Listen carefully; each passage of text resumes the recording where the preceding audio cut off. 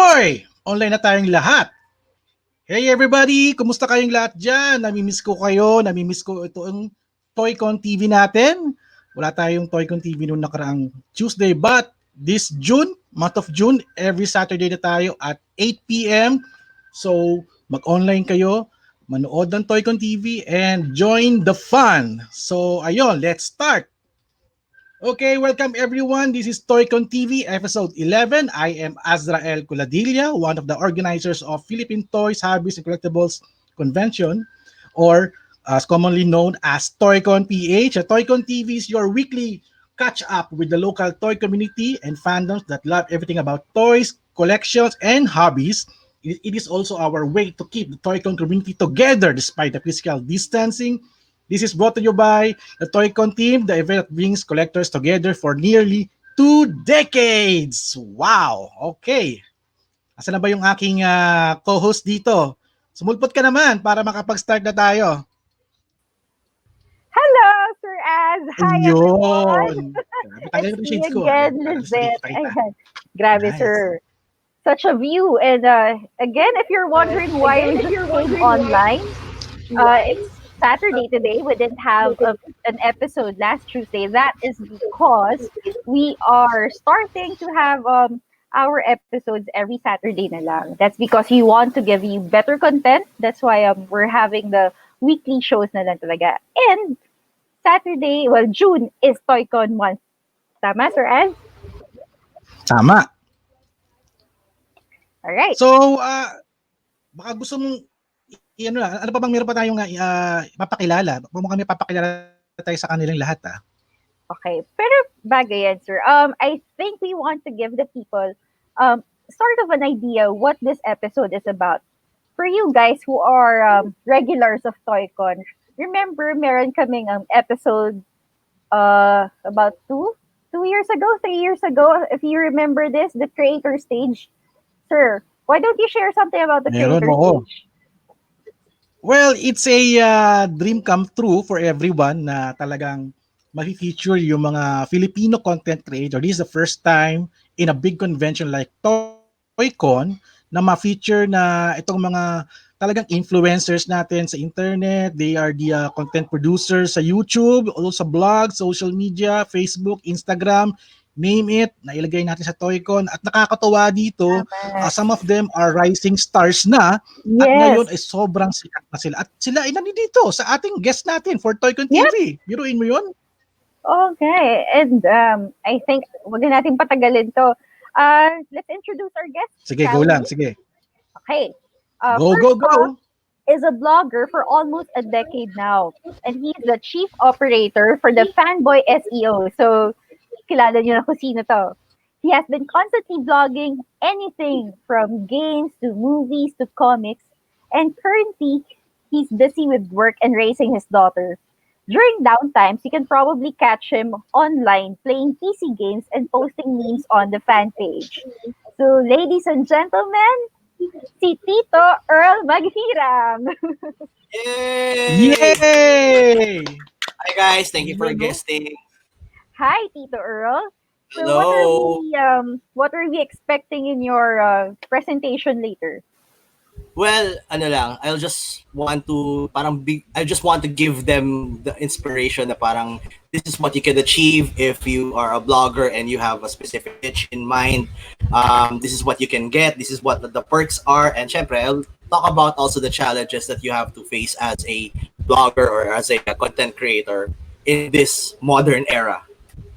All right, exciting. Alam ni Az yan. Yep. Thank you, Earl. Sige, we'll pull you back later. Okay.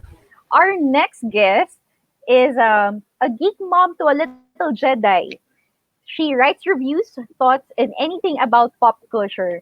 And she has been the 50% or one half of Team PCheng. And they've been together, they've been creating content since 2012. So, let's give it up for Ika Cheng. Hey everyone! Hi! Thank you for having me tonight. Thank you. thanks to Paul. So Paul is in the background. So he set up everything. Oy, So Paul. yung mga hi daw Paul. So yeah, so that's how we work. So parang I'm the one who's facing the people, the camera, and he's behind the camera. So ayan, that's Team PCheng for you. Yeah. Great. Alright. Talagang Okay, naghanda talaga. Oo nga, Okay, ganda. next Pati natin. yung mood Ano pa light. next natin? Sige, Sir Az, why don't you introduce our next guest? So, okay. Our next guest, his name is Pasty. Si Pasty ay isang toy vlogger and aspiring toy photographer. He makes toy reviews and haul vlogs sa YouTube, mostly about Funko Pops. Nako, marami tayong mga katropang nagpa-Funko Pop dito. Malamang kilalang kilal to. He's been creating content for 3 years at now he's not shy of doing more in the coming years. Be a Pastilan and subscribe to his YouTube channels, and let's give it up kay Pasty! Hi, Pasty! Yun, no? Pasty! Kumusta Pastilan? Wala. For everybody, I know Pasty by some odd occurrence. Kasi I think this was Christmas Toy Fair last year. So si Pasty and Gab, hi Gab if you're watching. Gab was there and they were doing this kay Kiko Toys. Kiko Toys is doing this parang mystery box. Tapos kami nila Gab, si Naalala ko yan. Pasty. Ikaw sir nandun ka. Ako tsaka may boyfriend din. Nagpapakiramdaman. That was the first time na appreciate ko yung mystery box sa mga Funko Pop. Parang ganun pala yun. Talagang napakaswerte. Ayan na si Pasty! Dati ka naman dyan, pre. Pasty. Mukhang may technical difficulty. Sige. Let's pull back Pasty mamaya-maya. I hope ready na ang kanyang internet at makisama. Okay. Sige, sir. Introduce our next guest na rin. Okay, our next naman, last but not the least, his name is Axel Rozay. Axel is a gamer from United States. Hello. Sa US to, sa California. He loves playing and streaming competitive video games like Call of Duty. Grabe, nakikipag-compete pala to sa labas. To him, fun is being able to play, compete in video games with friends while having a blast. He sometimes rages on stream, but that's just how he expresses his passion for gaming. So let's give it up kay Axel, live from the USA. Pre, yes. Hello. It's 5 a.m. right now in my time. But yeah, we're gonna be talking about So I'm excited to be here. Thank you, Gab, for inviting me to be here. I'm excited to be part of this whole thing. Yep. Ano pangalan ng pet mo? Ano pangalan niyan? What's the name of your pet? Laurent. Laurent. Very socially. Very social. Laurent. Social. Mamaya pakilala mo sa amin yan. Okay. Okay, so let's pull everybody in. Mm-hmm. Sige. Let's have everybody in. Parang graduation to, ha? Hi, everyone. Okay, so I guess everybody's excited to hear what you guys have to say. So, sige, before we move on to the presentation, just say hi, invite your viewers para they see you here. Sige. Ika, say hi. Hey guys, thank you so much for tuning in. My family, my cousins, and friends at the office, they're watching. Also, my geek friends are watching. So, thank you so much, guys. I can feel the love. So, yeah, thank you. It's going to be a great show. So, yeah. Great. Earl? Hey guys, thanks for attending. Thanks for watching. So, I really hope we give you a good show. Everybody's prepared. This gabi pa lang kami. Panic mode, everybody here. So we're hoping that we entertain you as much as we can. Mm-hmm. Axel? Yeah, like what Earl said, we're excited to give you guys some exciting content, especially talking about everything that we have lined up for you guys. So just tune in and then we'll cover everything for you guys. Great. And Pasty? Enjoy and dami matutulong. Good evening. Okay. Sige. Our first presenter is Earl. So, Earl, we'll say goodbye muna. You'll have the floor. Okay. Yes, Guys, sir. yung mga ibang guest natin, kita-kits tayo. Sa mga nanonood, stick around dahil mamaya may mga giveaway sila. So, ito na si Earl. The floor is yours, pre. All right, guys. Good evening. This is Earl from the Fanboy SEO. Some of you hate me, some of you love me, but I am still here. 10 years, still kicking. So I'm going to do a presentation right now. It's more of what the life of a blogger is for the past 10 years, and I've been a long time TOYCON enthusiast, a fan, a follower, a partner. So I really love to, and I've branched out from doing TOYCON. So now I'm doing a lot of other stuff, side stuff.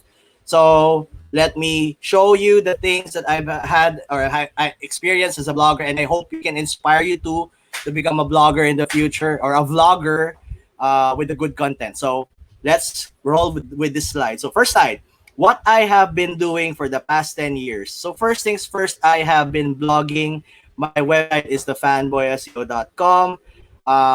It has pop culture, so it's comic books, video games, toys, movies, and a lot of bunch of other things. Means I do trending stuff. I do trending topics as well.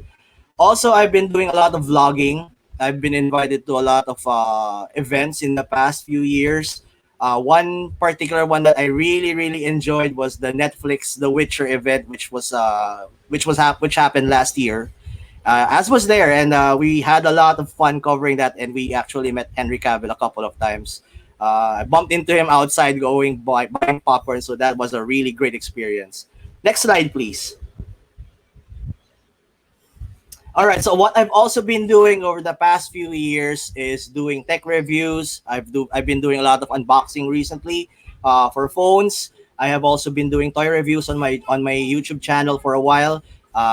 It's not getting much traffic, but well, as a blogger, your main audience should be you. So if you're entertained with what you're doing, if you like your unboxing and you only have like 5 or 6 people who watch your videos, that's okay. That's Everybody has to start from somewhere, and those 6 ones, just take care of them as much as you can.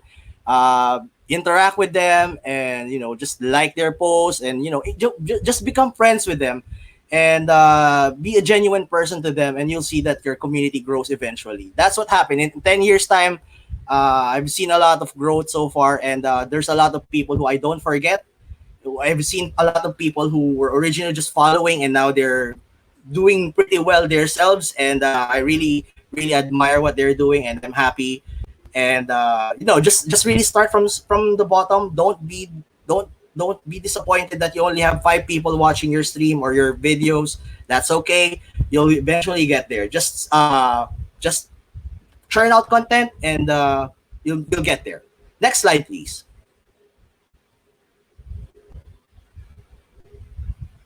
All right. So what I write about, just to give you a glimpse of what I do as a content creator, both on written and on video format. I write a blog. I write and blog about toys and about anime. And recently there was a nice topic about this Gundam helmet. So it was a trending topic on my website. So if you're a motorcycle enthusiast, you like your helmets, and you like Gundam, then that's probably for you. The same thing, I always love to write about comics. So if you're a fan of Spider-Man, of Captain America, of Batman, you can write about that. The sky's the limit in the content what you do, but as long as you have to, set certain boundaries on what you can do. And if not, like me, for example, I post spoilers, so people get angry with me from time to time because I do spoilers.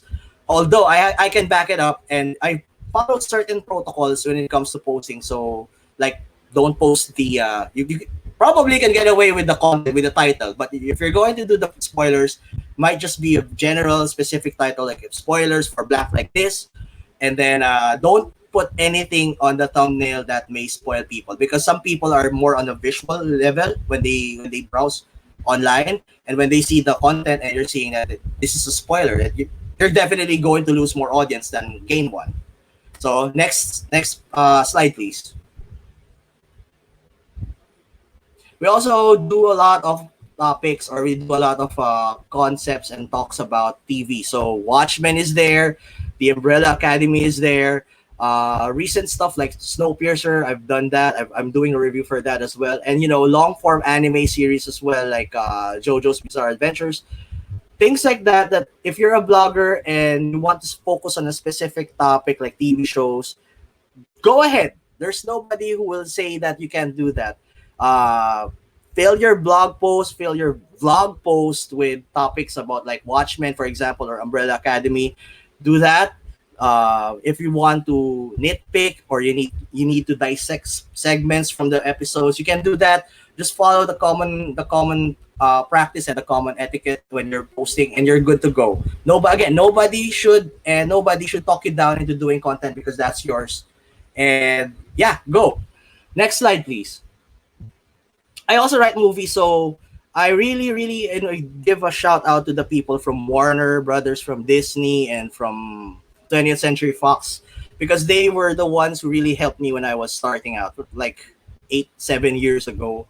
I was tapped to do blogs for them to write reviews. I really, really, really enjoyed doing that. So this situation now is different because the market is shifting. They're going more towards influencers, which is not a bad thing.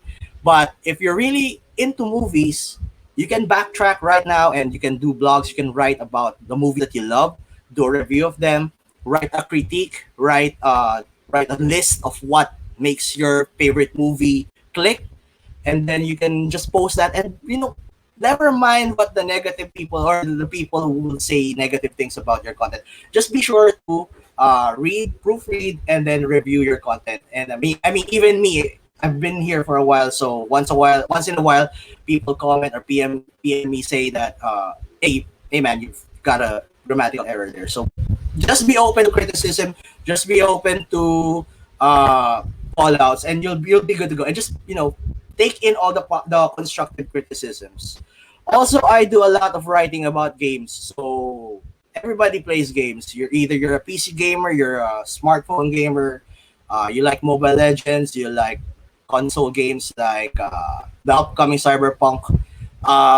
Content for gaming is really, really rich. I mean, if you've seen a lot of content makers or content creators who earn money from writing or blogging about Mobile Legends, they do analytic or analysis on gameplays for Mobile Legends, things like that.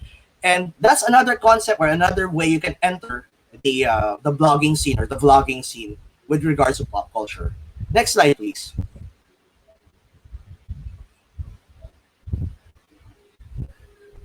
And then also tech. So I'm very proud to say that I've managed to transition over to tech. I'm not that great of a tech writer. I'm still learning the craft. I'm still honing my craft, but I can say that people start to really enjoy what I'm writing. So again, if you should be the audience, or you should be pleased with what your output is before you publish.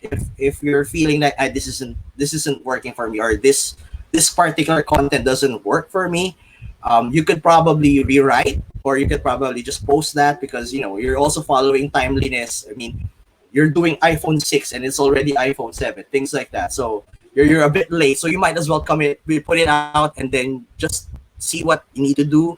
Check out other bloggers, check out other blog posts, and see what you could improve on, or see what you can. But please don't plagiarize.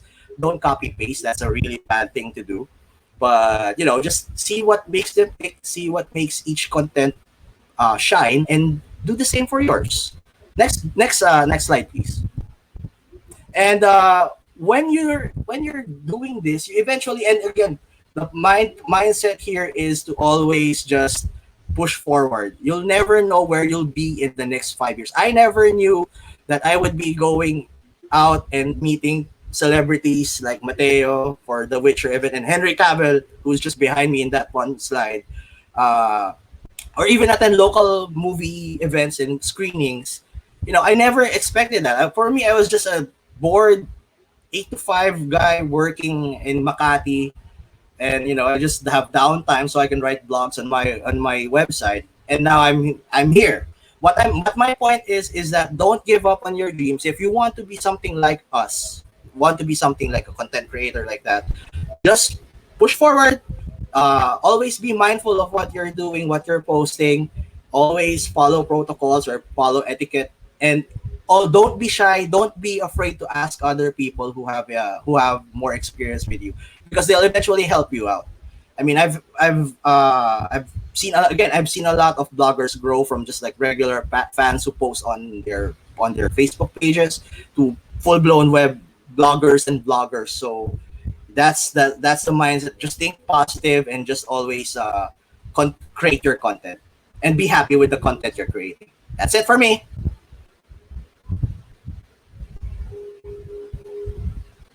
Wow, galing ni Earl.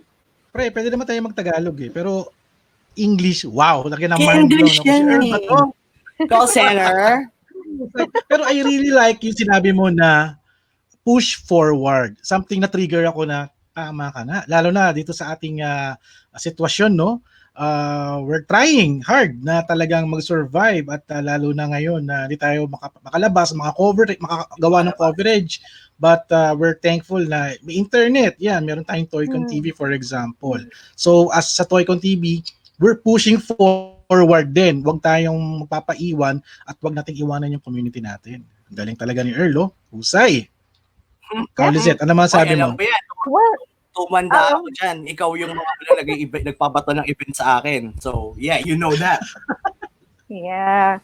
Oo. I just wanted to ask Earl, kasi I heard you saying a while ago that you received really nasty comments way back. But what was the nastiest comment you've ever received? Like, yung feeling mo, it was so hard to move on from it? Or did it ever get to you? It got to me kasi meron, alam mo yun, the usual stuff. May mga group chat na lumalabas, tapos nag-leak, tapos nakita mo yung pangalan mo, yung pinagtatawanan ka. So parang, ang sakit na. Inaano ko ba kayo? Hindi ko, kilala ko kayo sa pangalan. I've probably done business with you once, pero bakit parang ang tindi ng galit niya sa akin? So parang, okay. So, pero I use that energy, kasi ewan ko tagal na yan eh, pero nangyayari pa once in a while eh. I use that energy. Kung may mali ako, yes, aaminin ko mali ako, I won't do that again. So, given yan eh, kakamali yung tao eh. Pero if it's like, why are you attacking me? I'll use that energy and I'll prove you, kahit hindi niya nakikita yung ano ko. I mean, yung mga tao yun, blinak ko sa page, blinak ko sa ano. I don't want any negativity on my end. Pero, if we see each other again down the road, sasabihin ko, eto na-achieve ko, kayo na-achieve niyo ba to? Eto ba nakuha niyo out of sheer luck and sheer will? I don't think so. Yun. That's great kasi diba, some content creators, or how would we say it, too sensitive. If someone criticizes their work, they just stop. That happens sometimes. Actually, I mean, let me just throw this as an example. Si Kim Chu, when she was bashed, she disconnected. That's a good attack on the situation. She got bashed, nag-disconnect muna siya. When she came back with a vengeance. How many million views did she get? Probably kumita na ng million yung video niya sa YouTube, diba? Merchandise. So, diba? So that's the point eh. As long as it's not too damning an evidence for you, or masyadong medyo malala yung ginawa mo, or it's just something na binash ka lang for out of yung past na nagawa mo or things like that, you can bounce back. You can definitely bounce back. Take your time to bounce back, and when you're back, just show them na I'm better. I learned. I have a clear view on what to do next time. Yun, makakabawi ka rin eventually. Great. So that's what you want to hear also from content creators, diba? Earl, one question, no? Kasi nagkakilala tayo sa bulletin board. Naalala mo 'yon? Matagal na yan. Yun. So bakit bigla na lang out of the blue? I think sa Multiply ba nag-start ba tong Fanboy SEO, or bakit Fanboy SEO? Bakit hindi nilang Earl the Fanboy, for example? What's the short backside story of that URL lang? Noong 2009, yung pag sinabi mong SEO, everybody earns a lot of money. So may AdSense na ako. So yung SEO, when you put anything on SEO on your content, there's a probable chance na mataas yung visits mo. And that was my work. And up until now, I still do SEO. So, yun yung ano ko, yun yung parang nag-stick na eh. Ayoko na magbago. Pag nag-earn maghirang ako, nobody, back to zero. So, at least yung Fanboy SEO medyo matagal na. Marami ng mga nag-trending topics kahit sa mga luma kong website na nasira na. So, meron pa rin retention sa internet. So, just stick with it. It worked anyway, di ba? Di ba, ang weird pa nga ng multiply, ko, if you can still remember, weird yung multiply, multiply. Alam ko yun, buti wala na multiply. Okay, thank you, Earl. Balikan ka namin mamaya sa ating panel. By the way, guys, sa mga nanonood, mag-comment lang kayo. We are reading all of your live comments sa Facebook. Yep. Itong TOYCON TV live stream natin. At pag nagko-comment kayo, pina-flash namin sa screen nyo yung best comment nyo or yung best greetings or something. So, yun. So, manood lang kayo. Mamaya mamimigay pa tayo. Okay, Liz, sinong next natin sa ating guest natin? Let's pull in our next guest. Siya yung may magandang setup kanina. And sabi niya, she's a mom of a little Jedi. So, where's Ika? Ika? Hi. Hi! Hello. Yay! Yes. Hi. Hi, Ika. So, we'll give the floor to you. Hi, Ika. Thank you. Welcome Hi. back. Sige, sa'yo na yung floor. Okay. So, hi everyone. I'm Cheng from Team PCheng. So, they basically tapped me to as the movie reviewer. So, my presentation will be focus more on that, but I'll also be talking about our journey as content creators. So my husband and I, in case you didn't know, my husband and I make up Team PCheng. So Paul, my husband, and myself. So so that's us. So my husband, Paul, is a photographer and a videographer. So he does all of the technical stuff, the setup, and even when it comes to the blog, the maintaining the website, all of those technical stuff. Because I'm not much of a techie, so I leave that all up to him. And for myself, well, I'm the blogger. I'm the one who writes. So it's really our passion. Paul and I actually met in college, and we were in the college publication. So I was a writer and he was a photographer. So even before then, we were already doing this, writing for me and taking photos for him. So even if it's not like our 8 to 5 job, we still do it on our free time because it's our passion. So eventually, that's how we got to doing the blog. So but more on that later. So I just want to talk about next slide, please. Oh yeah, okay. So I just want to talk about my influences. So my earliest movie memories would actually be watching movies with my dad and my cousin. So my dad influenced me a lot. So all of my geek being a geek comes from him. So I grew up watching Star Wars, Ghostbusters, Back to the Future, all of that. I remember even if I was a kid, I grew up watching these movies. So I sort of brought that with me growing up. So Aliens, Terminator, Indiana Jones, so all of that stuff. I shared. I have all of these memories with my dad because of these movies. So that's why it's special to me. So so when we started actually in 2012, so we started first with music. So I would always say that our first love is music. So we would cover gigs, so in local bars, and until eventually we got to covering concerts. So I would also write music reviews. So the dynamic of our working relationship, Paul and I, is he would take the photos and I would do all of the writing. So from music, we branched out into pop culture and movies. So next slide. So in 2012, that's when we actually started with our blog. So we actually started with PChengphotography.blogspot.com. So I remember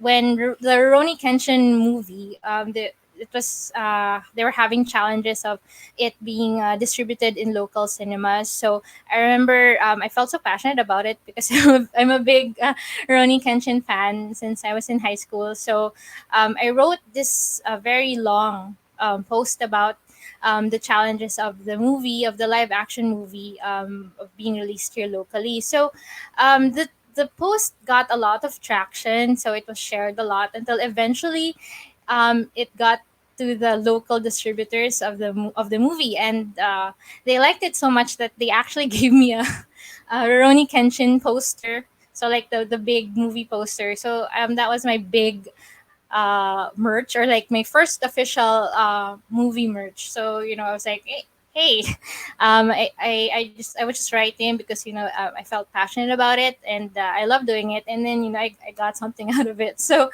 yeah, eventually it all started it started there. So next slide, please. Yeah, so we also just started our YouTube channel last year. So that's Team PCheng. So we would cover events, so movie screenings, and I would do movie reviews. So guys, if you have not subscribed yet, please subscribe. So it's Team PCheng on YouTube. Okay, thank you. Next slide. Okay, so from 2012, writing that Rurouni Kenshin blog post, I started being invited to movie screenings. So like I would Earl and I would see each other because we're in the same community. So it's like in a week we would be in movies, like what a movie a week at least, and then sometimes two or three a week. So yeah. Next slide, please. Thank you. So yeah, so basically going to movies, and our week would like be composed of, as I said, seeing one or two movies and then having to write a review. So sometimes it's different formats of review. Sometimes it's a short review. Sometimes it's a long review. So sometimes you get to do a vlog. So it really depends on the schedule. Next slide. So yeah, as I said, I would be sharing about our experiences, doing this. I would always say that for some people, their passion is traveling, or food and whatnot. But for us, it's covering pop culture. So yeah, I'm going to these events. They would be highlights of our year. So like as you can see on the slide, I got to have a picture with Jason Momoa during the Aquaman press tour, and also Henry Cavill during the Witcher event. So yeah, and those are like super memorable moments. My Witcher poster is autographed by Henry Cavill and the showrunner Lauren. So it's actually like really proud of those moments, because like all of the hard work would lead to that. So yeah. Next slide. So I'd also like to share that when I would write reviews, the movie distributors would quote my reviews and post them on their social media pages. So that's also like an accomplishment for me. So it's like a little reward, and I feel proud because sometimes people think that it's glamorous. It's all glamour, and but there's actually a lot of hard work that goes into it, and you just really have to be passionate about it so that you could push through. It's not easy. Some people, yeah, as I mentioned, some people would think that it's all just you get to go to events, you get to have freebies, but no, there's actually a lot of hard work involved in it. So yeah, more on that later. So next slide.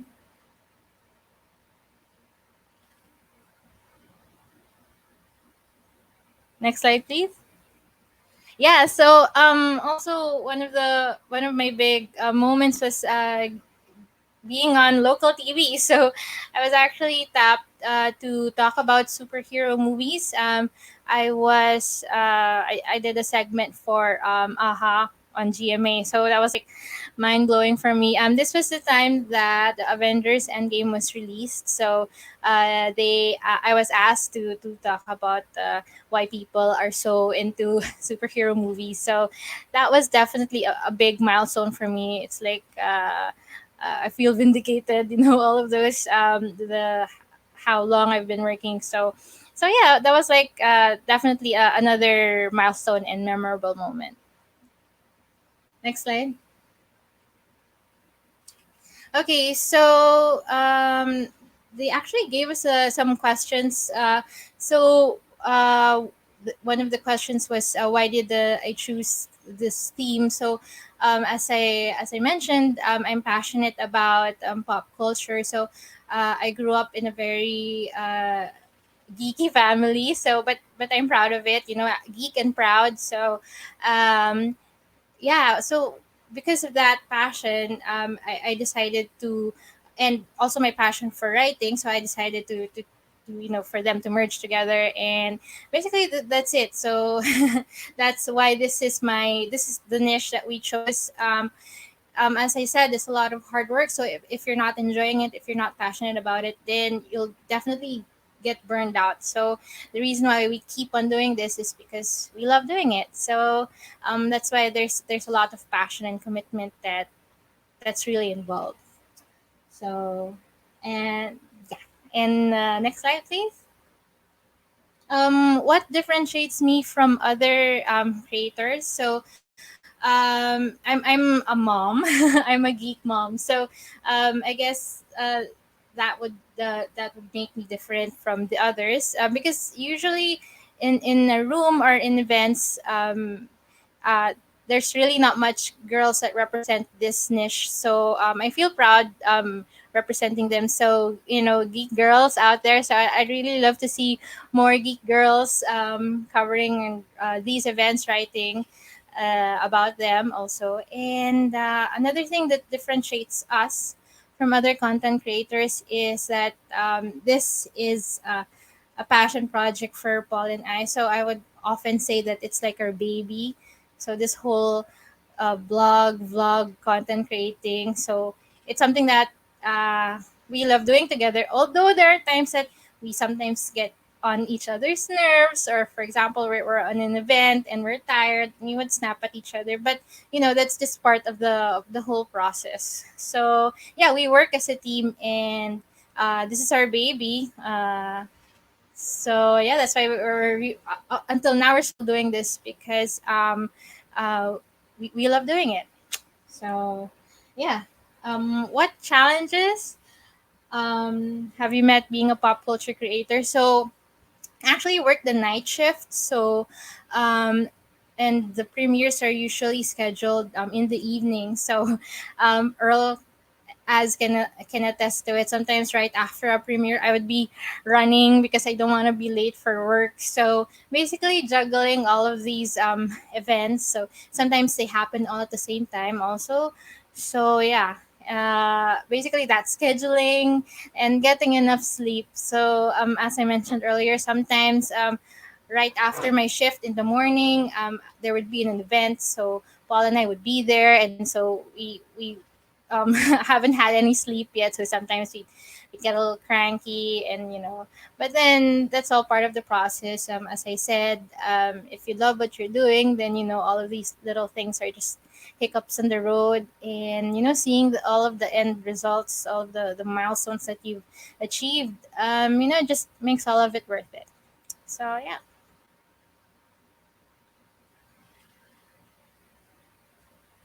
Oh, yeah. I'm doing a giveaway later. The slide is there, so it's actually an Alex Ross Marvel 80th anniversary poster. So watch out for that. I have it here also. So it has its own case, so it's safe and sound. So yeah, good luck to the winner later.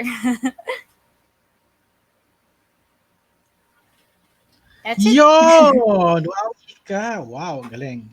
Kung merong fanboy, eto si Ika, yung fan girl. Geek mom. Fangirl. Kasi kilala Geek ko yan mom. since high school pa. Oh Super no, anime yeah. fan ko. Ronnie Kenshin, yes. At meron akong picture niya na naka-costume siya na Kaoru. Ano ba yun? Fushigi Yugi ba yun o Ronnie Kenshin? I don't know. So, yes, actually si Az, I call him senpai kasi high school pa lang ako, magkakilala na kami. So, that's why I really, pag nakikita ko siya, I feel, parang talagang we go way back. So, super otaku. I was really a big otaku in high school. So, and we're in the same circle. So, ngayon, si Az, he has his kid, I have my kid. So, it's kind of nice that, it was in one of my slides. It's also a community. It's a geek community. So all of my friends, I have a lot of friends. Not all of my friends. I have a lot of friends who are in the community, and we all support each other. And may mga chat groups kami na like when there's like a new trailer that comes out, so we like all talk about it and whatever. So yeah, so it's good having that kind of support also in the community. So talaga pag sa community, no, talagang hindi mo alam magkikita-kita kayo ulit. At natutuwa ako kay Ika dahil ano na siya eh, as a content creator na din siya, and she enjoys kung ano yung ginagawa niya. At syempre, ako nai-enjoy ko rin yung ginagawa ko. Naging partner din ako ng TOYCON after that. So lahat na-mention ni Earl kanina na it's a long run, it's a parang maraming trabaho. Parang nakita ko yung mga effort na ginagawa nila. For example, si Ika, tama nga yun na minsan may night shift siya. Pag sinasabi ko, pumunta ka ba dito? Sabihin niya, naku, may work ako. So, minsan may mga ganun nagsastruggle eh. Pero kita niyo naman kahit paano, nakagawa na siya ng YouTube channel niya. Talaga, ang ganda ng kanyang studio. Doon ako naiingit na yung studio eh. Thanks to Paul. Well, ito naman sabi mo. Medyo niyag ko si Paul for that.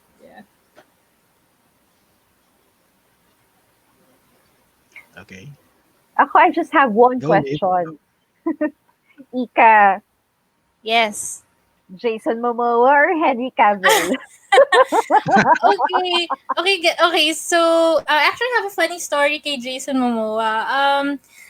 The first time na I was trying to get a picture from him, yung phone ko naka-video siya. So, nung inabot ko yung phone sa kanya, and then nakita niyang naka-video, parang naano siya na, ano to? Tapos binalik niya sa akin. So, parang I felt, oh no, that was my only chance. Ganyan. So, parang, yung pwesto namin, the press, we were parang medyo maluwag since konti lang kami. So, talagang hinahabol ko siya. Inikot ko talaga yung Tapos, Jason, ganyan. So, actually, that picture was already my second attempt. So, lesson learned, wag mo siyang i-video. So, that was a funny story lang with Jason Momoa. But for Henry Cavill naman, si Azrael was there also. Niya, super generous niya. Oo. And like signing all of the, and talagang iniisa-isa niya yung mga tao. Si Jason Momoa, I was actually at around.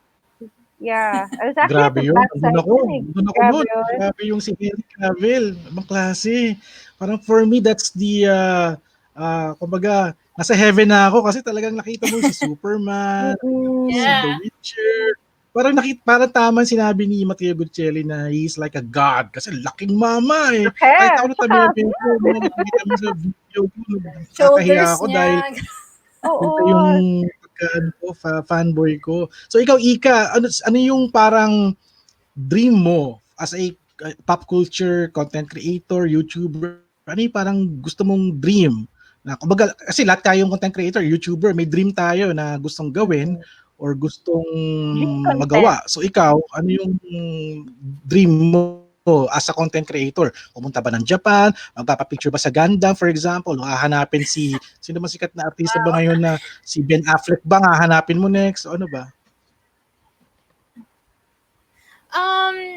Well, long term, yeah, Japan, why not? I love Japan. Japan has a special place in my heart. But right now, I'm thinking short term wish. More of a wish because of what's happened because of the pandemic. So a lot of events and releases have been canceled. So I saw a post that Wonder Woman should have been released this week around June, and Black Widow dapat napalabas na rin. So I guess my wish right now is just hopefully we can bit by bit, go back to these events, to these screenings. So medyo serious ng konti. But because all of my friends kami na, we miss it because as I mentioned, like our regular routine is once a week we get to see at least one movie, 1, 2, 3 movies. So ngayon, for 3 months wala. So yeah, I just hope that we could get back to that groove. And medyo nakakatakot din kasi like the business, the whole economy of movies is medyo alanganin siya, medyo delikado siya. So it's really a wait and see moment right now. So hopefully once things get back to normal, we could support the movie industry again. So right now, hopefully Wonder Woman 1984 will still be released, and Black Widow. So cross fingers muna tayo at this moment. So yun lang, yun ang ko ngayon, ang wish ko. Wow, thank you Ika, na talagang very at dinamay mo kami sa iyong wish kasi gusto din namin mangyari yun, lahat tayo mag-bounce back, everything goes back to normal. Manood tayo ng Wonder Woman sa August ba? Para dapat kahapon siya pinalabas minog sa August dapat. Yeah. So I'm not sure kung anong mangyayari. Mag-Netflix na lang ba si Wonder Woman? Hindi natin. I hope not. It's So, different pa rin. Iba pa rin kasi when you're in the movie house, in the big cinema with friends. So, yun lang. So, pero may news na, no? Kasi since GCQ na sa Manila, may mga pinapayagan na yung mga movie house na mag-operate. But from what I know, for me, anong alam mo doon? Sige. And from what I know kasi, there's a distributor who's planning to release in July the sequel to Train to Busan.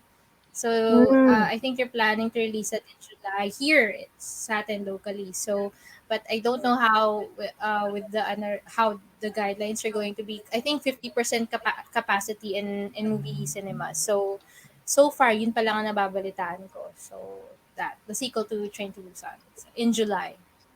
So we'll see. Sige. Abangan namin yung iyong blog post about that, your Facebook post and YouTube, kung ano bang future natin sa pagwa-watch ng movies. So ayun. So thank you Ika. Balikan ka namin mamaya for the panel discussion and also giveaway. Ganda ng poster mo. Ba't di mo sinabi yan? Sana binili ko na lang sa iyo. Okay, Liz, anong plano natin? Grabe, parang TOYCON TV is going alive once again. Nakakamiss din Tuesday, no? Ano ba pwede sa Tuesday? Kasi, but, mas masaya hindi natin kaya gawin ko palagi. Mahirap din. We have our day jobs. But this is fun because we have better content. Diba? Tawag dito, GCQ na back to normal. Kahit nga ako parang, oh my God, marami na akong ginagawa ngayon. So yun nga, nararamdaman ko na, it will be normal. Sana, ayun nga, mawala na yung COVID sa Pilipinas para we can do more. Kasi parang half a year tayong parang baldado, no? But we are not going to stop. Kasi community tayo, tulungan tayo, and we are doing a lot of pagtutulungan, pagbabayanihan kahit na iba-iba yung ating perspective. But here sa TOYCON, sa ating community, kahit hindi TOYCON, the pop culture community, natutuwa ko lahat may kanya-kanyang initiative, may kanya-kanyang ginagawa. No? So yun, masyado na ako madrama dito. Grabe, ang ganda kasi ng microphone ko nalilibang ako So, sige, Liz, baka yan? Sino bang next guest natin? Sir, baka naman June feels because it's June. Around this time we should be having our final production meeting. If next week we're TOYCON. Flashback sa aking So for everybody who's just joining us today, we're featuring content creators who are up and coming, who have been creating content for the past 2 years, 3 years, and even a decade. So we've had the Fanboy SEO, Earl Maghirang, and we just finished with Ika Cheng of Team PCheng.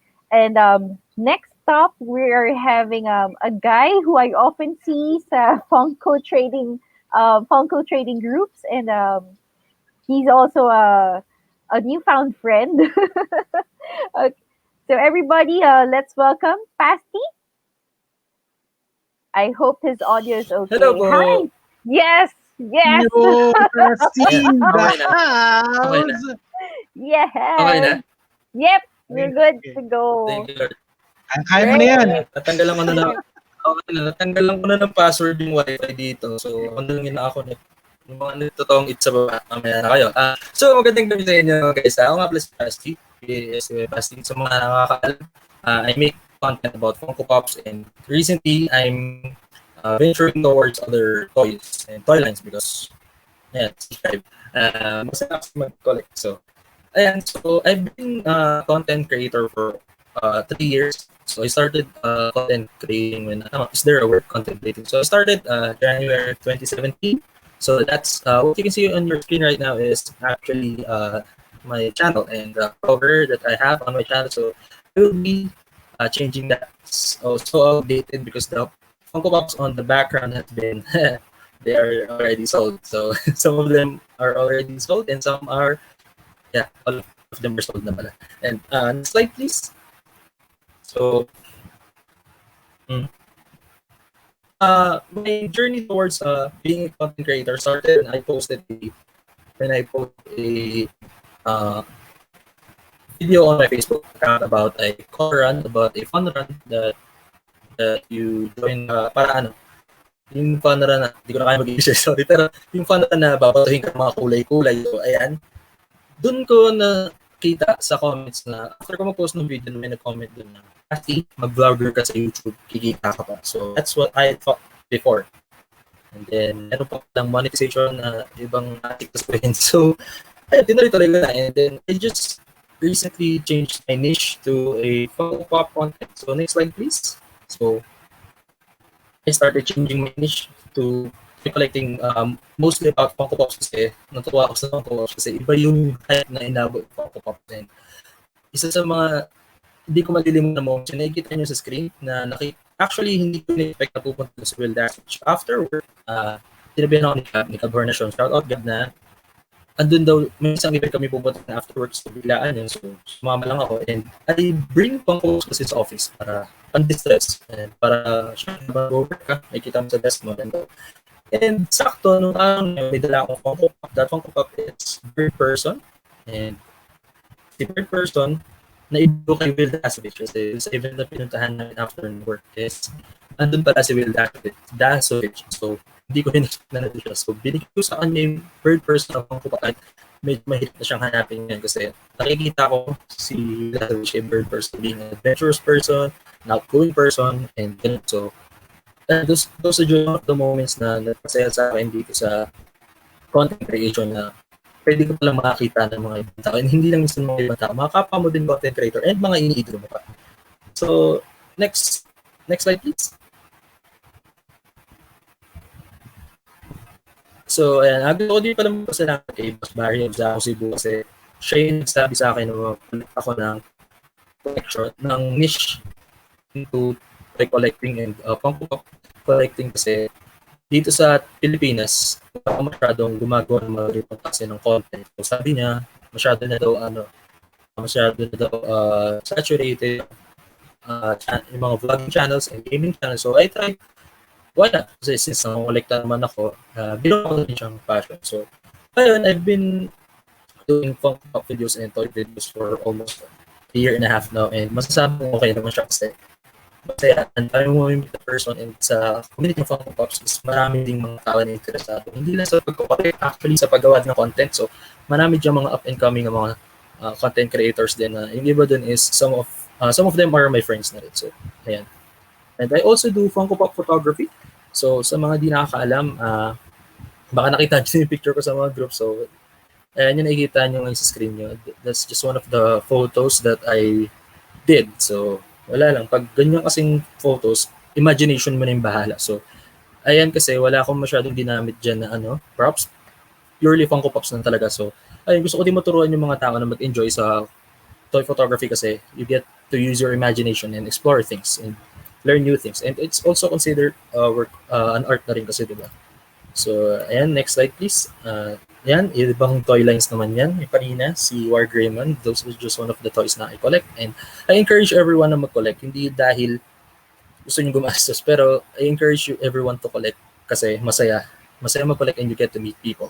And ayan, pati yung motor ko nilagyan ko ng Funko Pop. So, pasensya na kung lahat ng bagay halos nilagyan ko na ng Funko Pops. And I really encourage everyone to collect kasi hindi to para dun sa toys. Hindi siya para dun sa para gumastos. Pero para talaga siya sa I believe para siya dun sa mga taong mamimit mo kasi sa 2 years or so kung pagko-collect, madami na akong nakilalang tao and I met some cool people na matutulungan ka talaga and mga tao na you can really call a good friend and masaya talaga mag-collect. So I encourage everyone to collect. And next slide please.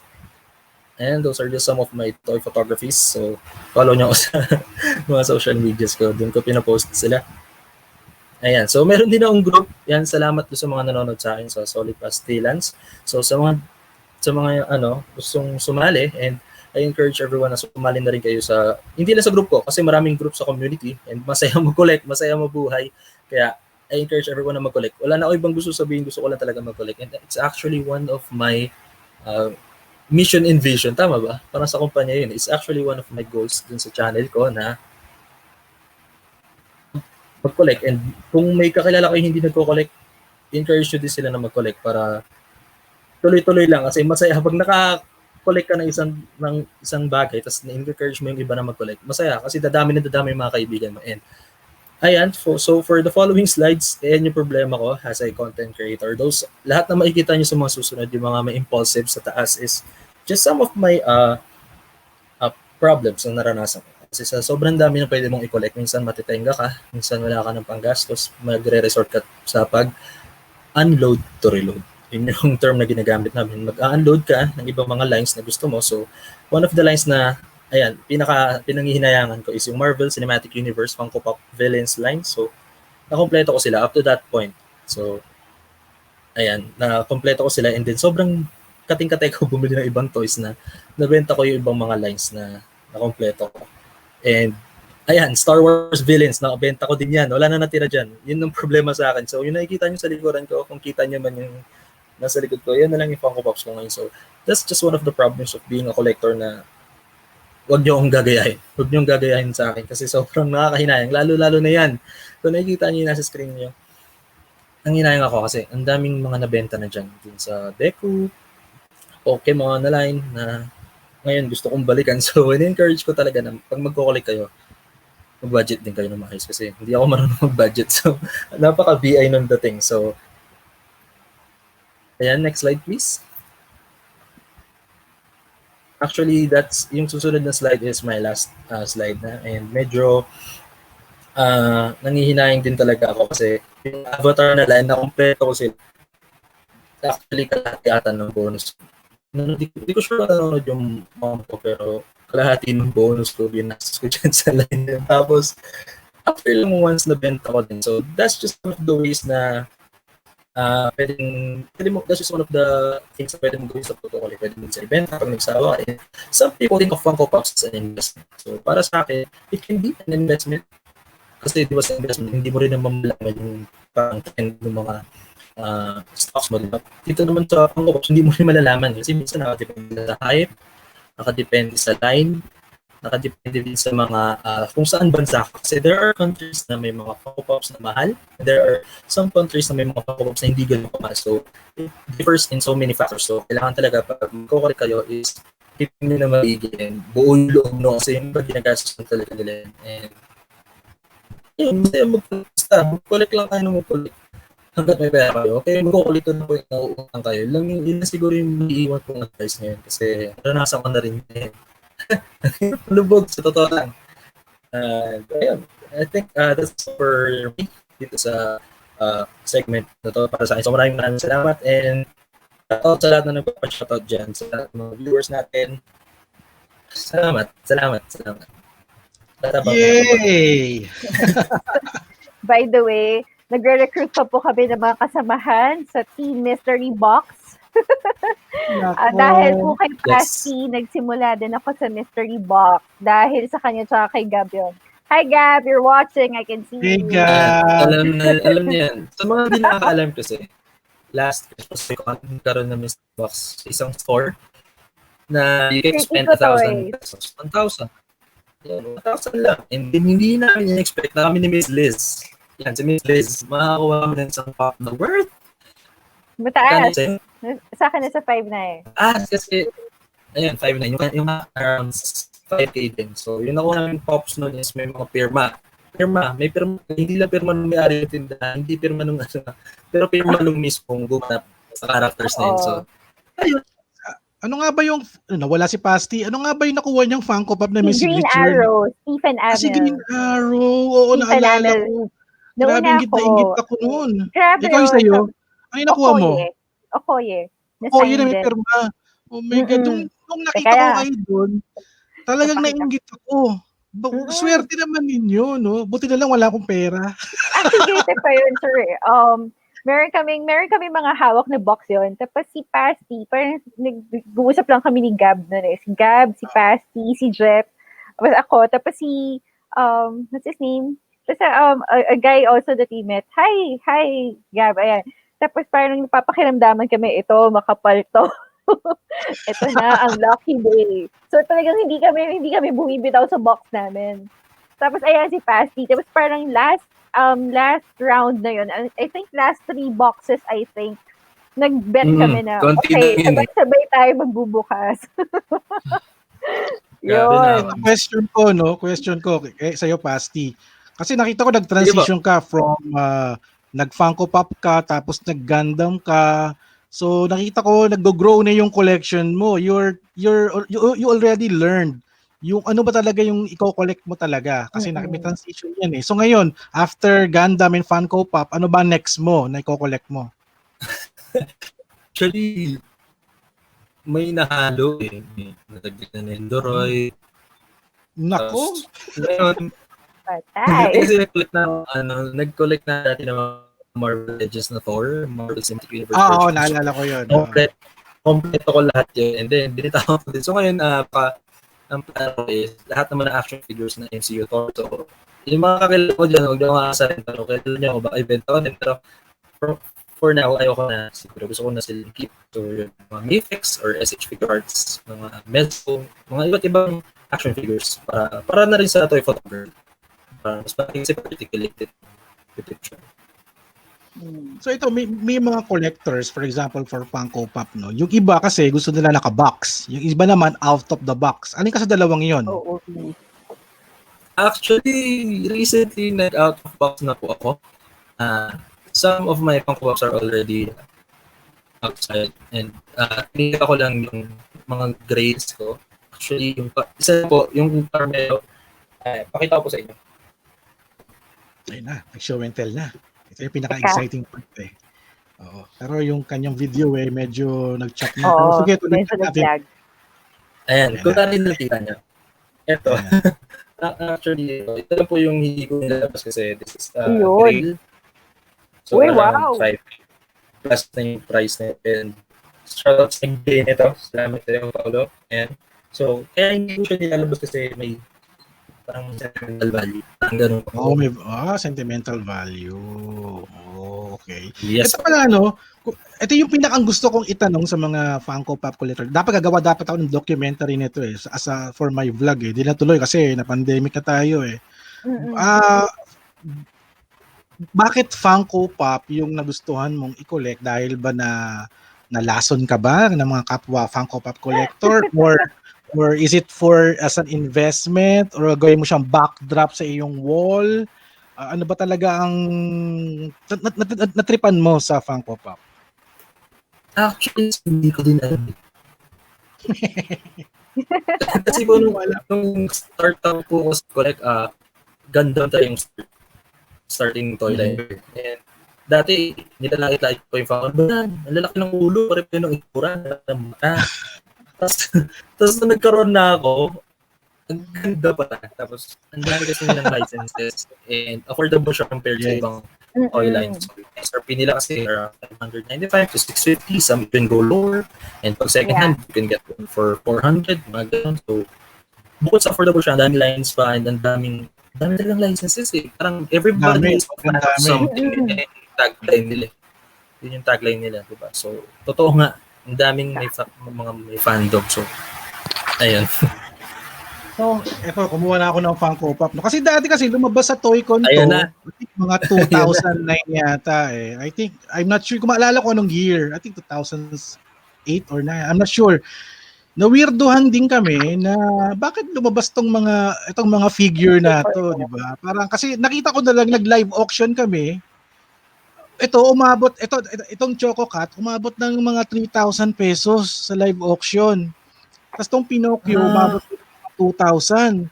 So sabi namin, there's something special about this Funko Pop. Kasi may ibang mga tao, hindi nila kilala, hindi nila alam.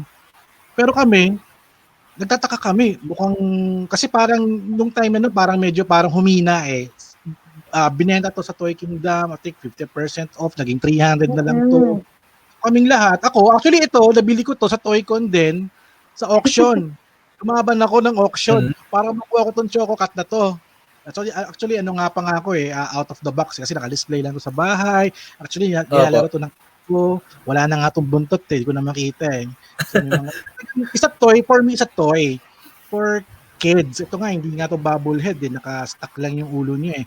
So, nagtataka kami, ano bang meron sa Funko Pop na talagang biglang pumutok because of the licensing na kinuha nila at maraming characters. For example, hindi ako mahilig sa mga ibang characters but kumuha na ako ng Marty McFly na DeLorean. Oy, nice! Talagang, Ayan na. Eto na, kasi parang nakita ko yung mga 80s na toys na, for example, it's very cute eh. Parang for me, ito yung aking perspective. I'm an 80s kid na I love mga 80s pop culture characters in movies. For example, Back to the Future, Ghostbusters, Ninja Turtles, ano pa ba? Ewan ko, nag-aantay na lang ako ng iba. Meron bang never-ending story na Funko Pop? Meron ba? Wala pa ata. Pero karamihan ng sinabi mo, sir, meron. So, meron yun nga. Actually, Ghostbuster, may Slimer ako. Parang, nung bibilhin ko na yung Stay Puft Marshmallow Man sa Philbars, yung malaki, sabi ko, teka muna. Kasi pag bumili ko niyan, kakailangan ko yung Ecto 1. I think meron pa atang yung Firehouse ng Ghostbusters, I think eh. Sabi ko, oh my God, ibang level na to ng collection. Kasi pag kinumpleto ko to, non-stop. For example, yung sa Star Wars, I avoided Star Wars, yung figures ng Power of the Force kasi sobrang daming characters. Ikaw ba, nung pinasok mo yung Funko Pop collecting, naisip mo ba na, alam mo, yung sabihin ka ma-addict ka dahil mag-cute sila? Di ba? Malalaman mo yung pag nakabili ka na. Once you pop, you'll never stop. Hindi mo siya malalaman pag tinitignan mo lang siya eh. Pag andun na sa kamay mo, parang tayuma. Pag nasa iyo na, hindi pwedeng isa lang. Kasi parang, kung ano yung love mo na nakikita mo palagi. For example, Transformers fans ako. I love Transformers. So, kahit pangit na character yan, bibilin ko. Basta kasi I love Transformers. Pero, dahil nakita ko yung transition mo, binebenta mo na yung almost half of your collection, di ba? Road to 100 down to 50s. Nalulungkot ka ba na mali-let go mo na sila? Bittersweet siya eh. Kasi matutuwa ka kasi magkakapera ka.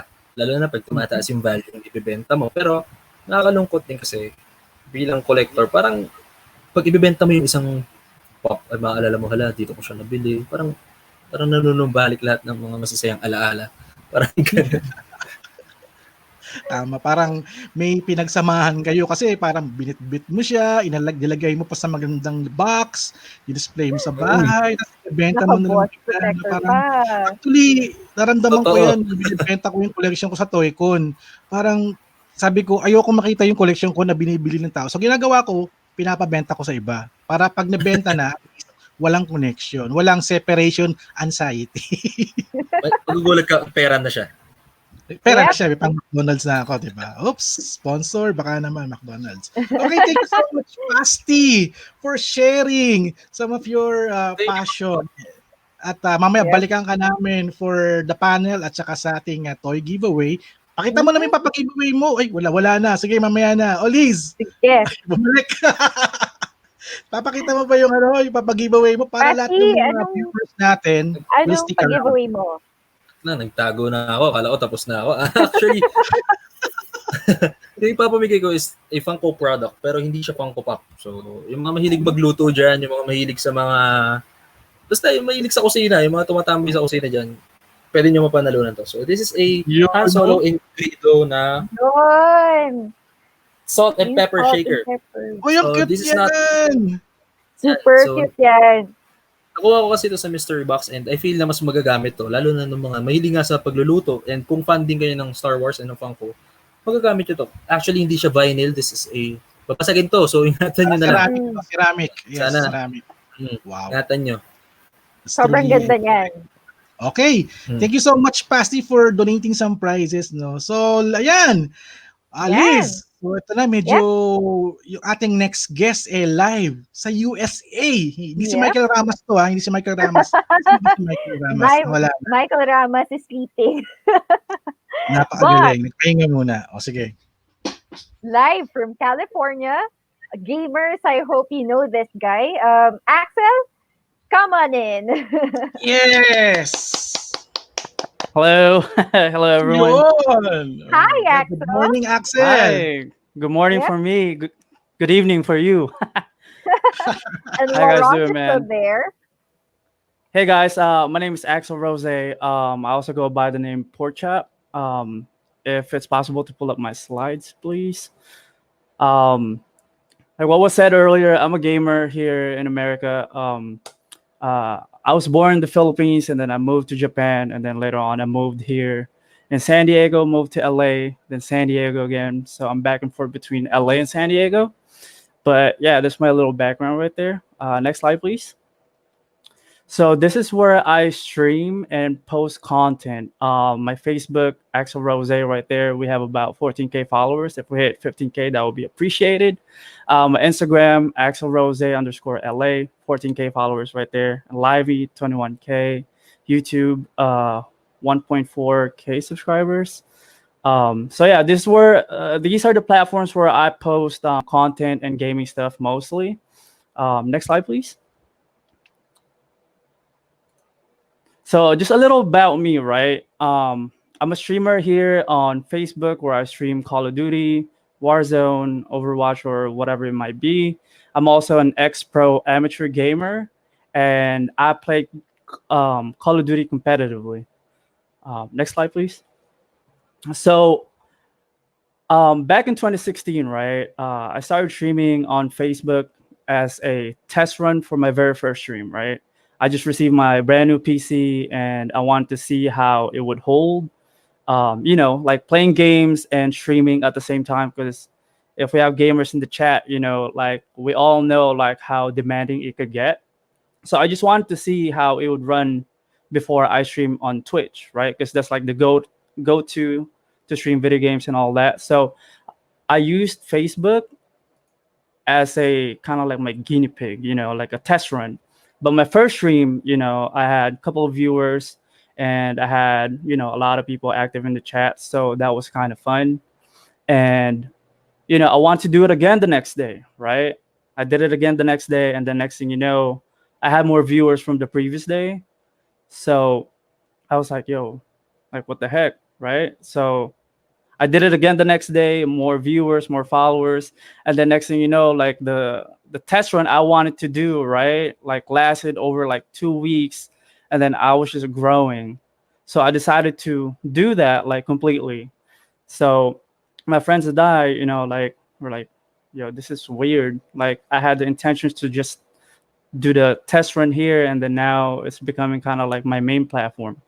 So I decided to stay because I met a lot of people, like in the chat, joining my game from casual gamers to like competitive gamers. At the time, I was only a casual player, right? So I met a lot of people. And then when I started meeting competitive gamers, I was curious, like, hey, what is this Call of Duty esports you guys are doing? So they started showing me how it's played, showed me the ropes and everything. And next thing you know, we became friends, right? The people that I met from Facebook that are like located in like different like cities and like countries like Philippines, New Zealand, and things like that. We all started playing. And the next thing you know, we were competing. We started competing on MLG Pro Circuit, right? These are the platforms right here, MLG Circuit and UMG. So we started as amateur players, right? And then eventually we moved on from being amateurs to, excuse me, pro amateurs. I believe the first pro team that we played on MLG was Cloud9, if you guys are familiar with the team. So we started playing with them. We started playing with like a couple pro amateur teams, and then that's how we racked up pro points on the platforms. And then next thing you know, we were popping. Like we were doing a lot of things. And then next thing you know, when I was streaming like the competitive gameplays that we were doing, like I was streaming it on Facebook mainly. Next thing you know, we got picked up by a what you call it, like an upcoming streaming platform mainly for mobile, and then we got picked up, and that company is called Live.me. So we got picked up there, and my whole team got picked up, where we were contracted to stream X amount of hours, um, and do all esports stuff. And then we had our own shows, everything pretty much like, like weekly and all that. So it was all fun. And then we also met a lot of people there, and then ton of support. And this all happened within a matter of like 2 years, I would say. A year and a half to like 2 years. So it was a good run. It was all fun, meeting a lot of people from different countries and different places. And, it's kind of strange, like seeing like random people that you never met and then they support you fully, There's a beauty behind all that. Can we go to next slide, please? So why did I do it, right? So I wanted to experience streaming, of course, right? And the whole nature of competing online. So I wanted to experience all of that. And, I was curious of what gaming would be from 2016 to like the future until like I'm 50 or like in 20 years, and see how it would become. And I wanted to partake in that esports movement, and then the only way I knew how to do that was to compete in the game that I played the most, which was Call of Duty. So I was curious in like everything, and mostly the reason why I did it was because I had skills that I could offer to the table, Next slide, please.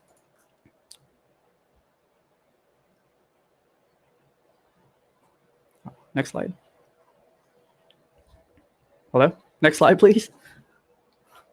So the challenges I had was, I started streaming on Facebook. The first 2 weeks, it was like, generally speaking, it was pretty pretty good. Viewerships were there, followers were there, and like everything was good, right? But not everything is always good, right? Sometimes you would stream to like 0 viewers, and sometimes it can be like I don't know, like sometimes you would lose your morale, your mood. You hop on stream with like this energetic, and then energetic vibes, and the next thing you know, it goes down because you're streaming to like 0 viewers. It's the same thing to like the people that are making like YouTube videos and stuff. They take their time to like edit videos and shoot films and stuff like that, or even like short films for say, right, or write articles, and then they get 0 traction from the content that they're making, right? Like sometimes it's hard for us to like overcome that. So as a content creator in this digital age, right, it's our job to make sure that we overcome that, right? And that falls under like my second point, which is my insecurities, right? Because sometimes when the first time you make what is it, a YouTube video, or even when you start streaming, right, you gotta share those streams videos to like your friends and family. And sometimes when you don't have any views or followings and stuff like that, like sometimes they put you down. And when they put you down, it's also your job to overcome that, right? And that's my third challenge right there, which are the doubters. Sometimes the doubters, you can find them in your own circle, which are your friends, family, your best friends, even your wife sometimes, or your girlfriend, whatever, your dad, your parents, whatever, right? Like sometimes they would doubt you. They see you put a lot of work into something and then they don't see results right away. So sometimes when that happens, they look at you and then you're like, yo, like, do you sure you want to pursue this career? Because you're not getting any followers. Like success doesn't happen overnight, guys. Sometimes we have to like be persistent, consistent to make it, and as content creators, again, right, it's our job to make sure we overcome doubters. And it's very important to keep what is it, like people that are positive in your circle closer to you, because the people, well, there's two types of people, right? There's people that are like motivated by negativity, right? There's people that are driven by positivity. So it depends on you. So if negativity like fuels you, then you keep everyone around you, right? Like the haters and everyone. But if you're fueled by positivity, like good feedback and all that, then you got to keep the people that support you the most, closer to you.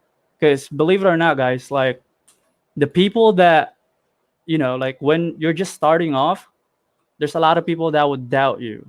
And then when you start gaining traction, numbers on your YouTube channel, more subscribers, more clicks on your articles online or your movie reviews and things like that, that's when people start like supporting you. And it's not really their fault, it's just human nature.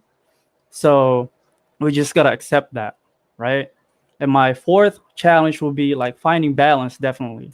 Like sometimes when you edit videos, when you shoot films, when you game, when you stream, whatever it might be, sometimes it's hard to find a balance. Sometimes you play so much, you edit so much, you film so much, or you write so much that you get like less sleep, to the point that you're tired at work, you perform less at work, or if you're doing a lot of things at work, right, or family stuff, taking care of your kids, now you're missing out on the content that you gotta make, right, as a content creator.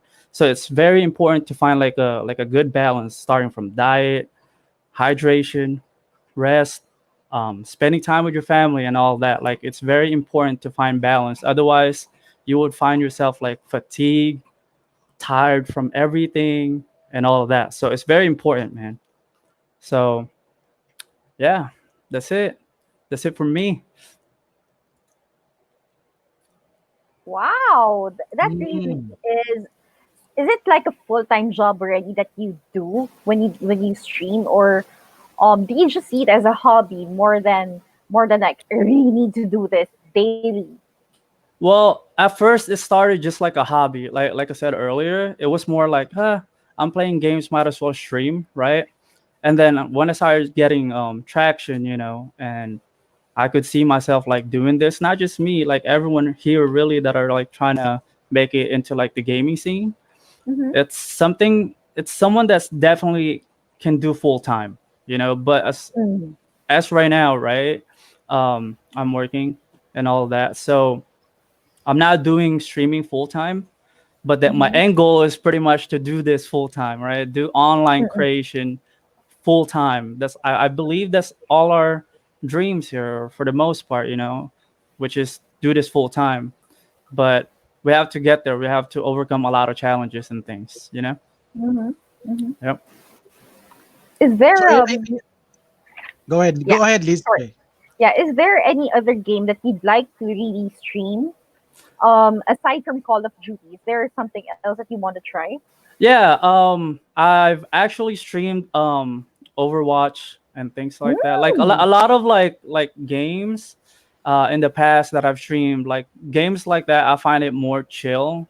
If I don't want to like yell at my teammates, uh yell at my friends, Show then hand. those not Overwatch so much. Overwatch is the same thing, but like games like Diablo 3, games Oh. Yeah, like things like that, like definitely. MMO, like mobile games and things like that, where I can just like lay Yeah. in my bed and just chill. I play Valorant, not Valorant. I forgot what it's called. AOV, Arena of Apex. Valor. Yeah, Oh, Arena of Valor. I play that on my phone. AOV. Right now, Yeah. I'm a gold, so that's something I do in bed or in the Ooh. couch and stuff. So there's certainly like games that I stream just to chill, but mainly I play Call of Duty because that's like my main passion. Mm-hmm. So you're already streaming your gaming uh, content online because Hmm. some of the gamers that we know, they monetize it through YouTube or Facebook. Are you Yeah. part of that program? Yes, I am. The first Wow. time I started streaming on Facebook, what you call it? They didn't have that option yet because the Yeah. streaming on Facebook was only a beta. So I was streaming on Mm-hmm. Facebook for, I would say, like a year and 2 months before I got picked Mhm. up by that platform I was talking about. So it was definitely hard, like putting a lot of time into something and then you're not getting something in return. But like you guys said earlier, we're in here for the marathon, not the sprint, right? So I wasn't seeing any dollar or isang pesos lang, wala lahat.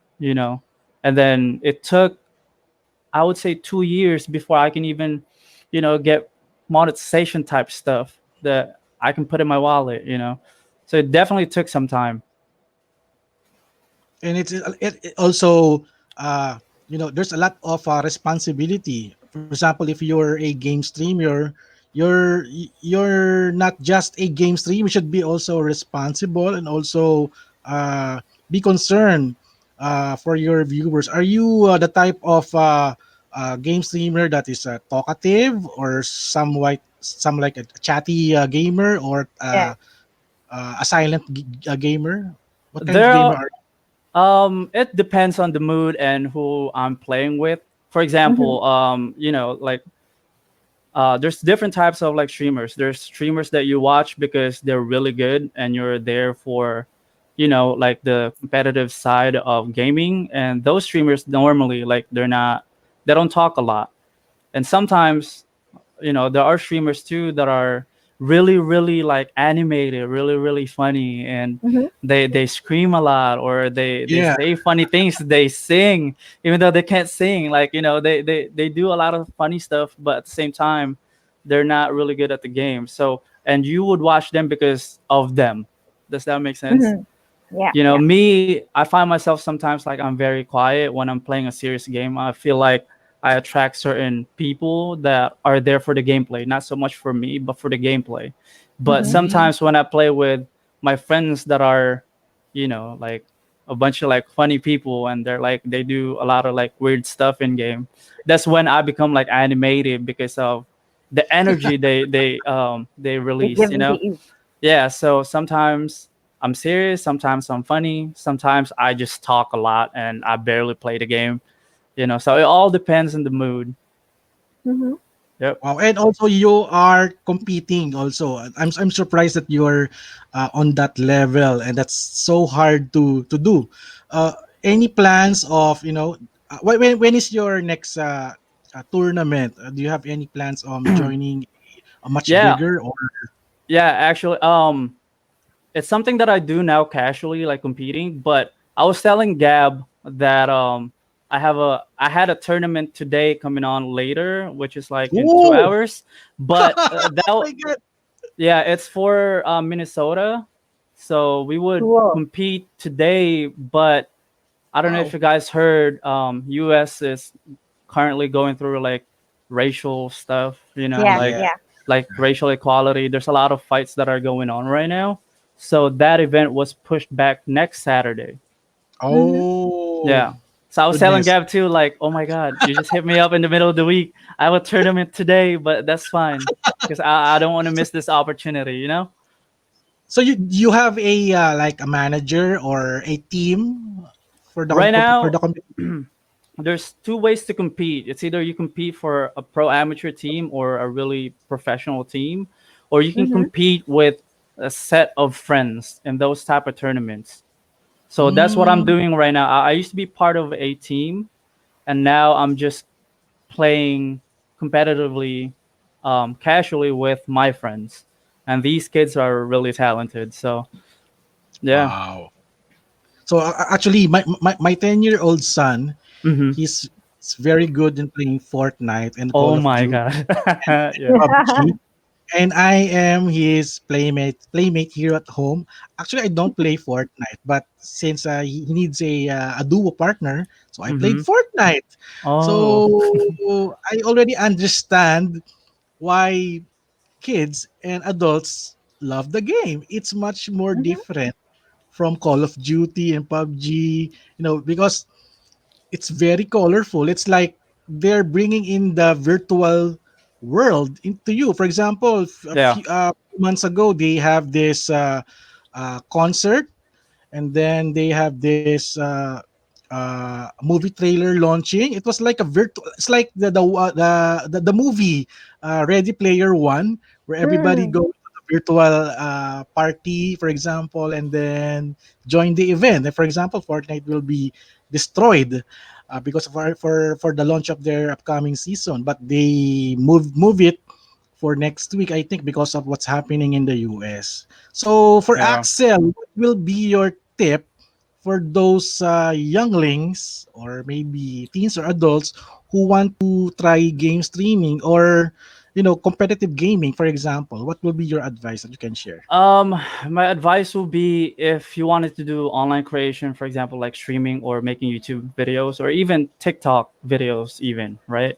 Mhm. Um, my suggestion is to like overcome like the struggles, which are, like again, like the doubters and like the insecurities that you're not getting a lot of views or viewership or many people in your chat talking or followers. You have to overcome that because once you step into like online creation, content creation, you got to understand that you're in there for the marathon, you're in there for the long run. If you don't get any traction within like a month or two, don't get discouraged because it's something that you have to do constantly. There are some people out there that do get lucky the first time they get on, they get viewership. That's including myself. So I'm very thankful. Thank you, God. And you don't get discouraged. Just keep doing you. Be yourself, and just keep doing it. Just keep grinding and just have fun along with the process. Yes, have And then, fun, enjoy. yep. And then Okay, if I have one. mm-hmm, I have one more last question before we proceed to our panel discussion and in the mm-hmm. giveaway. So, Axel, what is under the hood? I know you're a gamer and you have a very good PC. Can you share Check some the of rig. your specs? What if I'm um going to be a game streamer? What do I mhm. need? Do I need a powerful laptop? So, can you share some of your gears that you're using today? Yes, I am using a. I just switched to an i7 right now, Mhm. 9700K, and I have a GT RTX 2080, um, like 32 gigs of RAM. Wow. But to be honest with you guys, man, if you guys are trying to get into online creation, like tools, it's all good, like having like top end graphics card, CPU, and all that.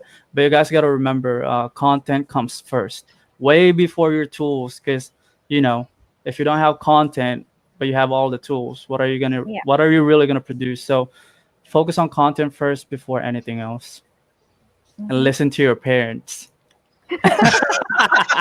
Eat your dreams. Listen to Yes, your parents now, oy. listen to your parents. That's really important.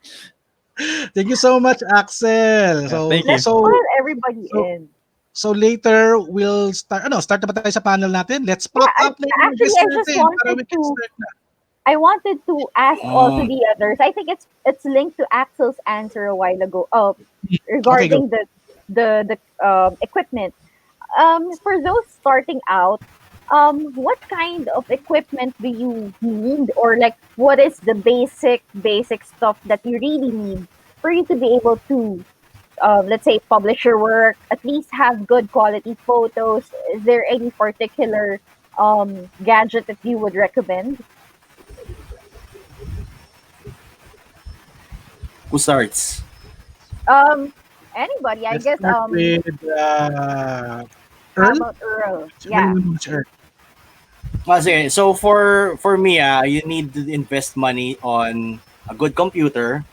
You need a good solid internet connection. Hindi yung hindi ka mapuputol at any time.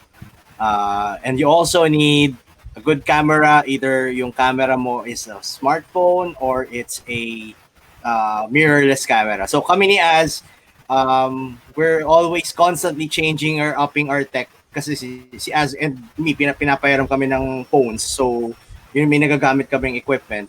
But if you're like, you're starting zero as in start from, ganun ha? Teka na. Labasan ng gear. Sige, labasan tayo ng cellphone. Sige. Hi, Realme. Mid-range lang po sa akin. Mid-range. Sakay kaya high-end eh. Yun nga, invest ka sa phone, invest ka sa tripod, invest ka sa mic, all the small stuff. Marami sa Shopee.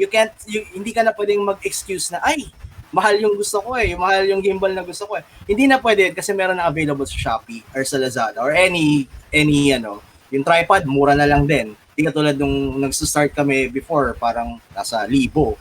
Ngayon, parang kaya mo na bumili under 500, may mabibili ka na. And it works, it gets the job done. So, yun lang. So, medyo mabigat when you start, pero depende rin sa'yo eh. Depende sa budget mo eh. Pero yun lang. Yun yung talaga yung mga nilatag ko. Again, just to recap. So, it's a computer, internet, a phone, and a mic. Yun ang mga basic na importante. Great. Ika, how about you? In your case, as someone who is constantly on the go and you go to these premieres, is there anything unique that you really need to invest in? I would have to say a reliable phone and good internet, because of course you have to be posting real time, so you have to have like a good data plan. So make sure that you invest in that. So a good phone, at least one that has a good camera so that you can take good photos. So my husband is a photographer, so we really put importance with like the photos that we come out with. So talagang we try to get that money shot in the events that we go to. So it's a big deal for us. Like, photos. Yeah. Great. Okay, si How Pasty. Pasty. Mag-invest sa laruan. Oh, by the way, Hindi. hi Pasty. Nag-hi siya, oh. Ayan. Iba na owner ng ganyan. Pero para sa akin, kung for toy photography, kasi di ba toy photography, paano okay na siguro like smartphone. Just learn how to use the manual mode, and then for content creation, syempre, mahirap din yung wala kang edit. So, pwede na rin naman sa phone na mag-edit. Pero mas advisable sa tablet, if possible, or sa laptop. Hindi na lang high-end laptop dapat. Kasi, yung demand sa GPU and sa RAM. So, yun. Alright. Mhm. Meron tayong questions dito. Pwede ba tayong i-pop up natin yung question ni Celeste Clemena? Maganda yung question niya, no? Ang Yeah. question niya is, how many hours a day or a week do you dedicate for content creation? So, start tayo kay Axel, for example. How many hours do I you would dedicate say for content creation? right now I am streaming 3 to 4 days a week, spread out throughout the whole week. And that's a lot of time because I stream about 3 to 4 hours. Mhm. And what I do if I'm not streaming, like I make like TikTok little videos where people can like discover me. If not that, like Instagram stories and things like that. Because if you want to do content creation, you definitely don't want to put everything in one basket. You gotta make yourself discovered in different platforms. That way you can bring people from Instagram to your YouTube, from your YouTube to your Instagram, and the list goes on and on, even to Facebook, So that's something I do personally. Thanks. So, how about you, Earl? So, how many hours or day do you dedicate your time for content creation? Roughly around, 24 hours for an entire week. Ano yan? Putal-putal yan. Mhm. Pero, Okay. like in this situation for work, work from home, it cuts your commute eh. So yung imbes na magko-commute ka pa, you can use that to write or to work on your stuff. So that for this di ba? Kasi 2 hours, 3 hours ng biyahe mo, wala na. Nandito ka na sa bahay. Well, Tulog ka na pag uwi mo, no? wala ka na magagawa. O kaya puyat ka kinabukas, papasok ka, hilong-hilong ka sa puyat. This time, in this situation, dahil hindi ka naman makalabas ng bahay, dito ka lang. You finish your work on time, you finish your work like as soon as possible. The rest of the day is yours for unless you're like me and like us and like Ika, daddy, mommy, medyo gipit kami sa oras na kahit na medyo may daddy, mommy bonding pa kami. So yun, pero give or take, if you're interested, you're going to start out, give or take 24 hours. Right. How about you, Ika? How many hours per day or per week do you dedicate your time in making YouTube and blogs? Mm-mm.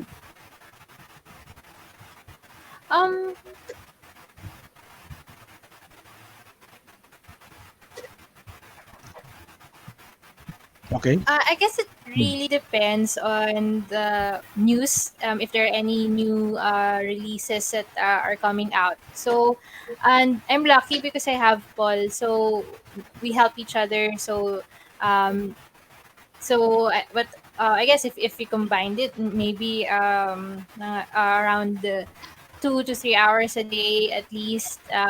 We try to post content, even if it's just like news, or maybe checking out the the stats of our different social media accounts. But I guess when it also depends on the output.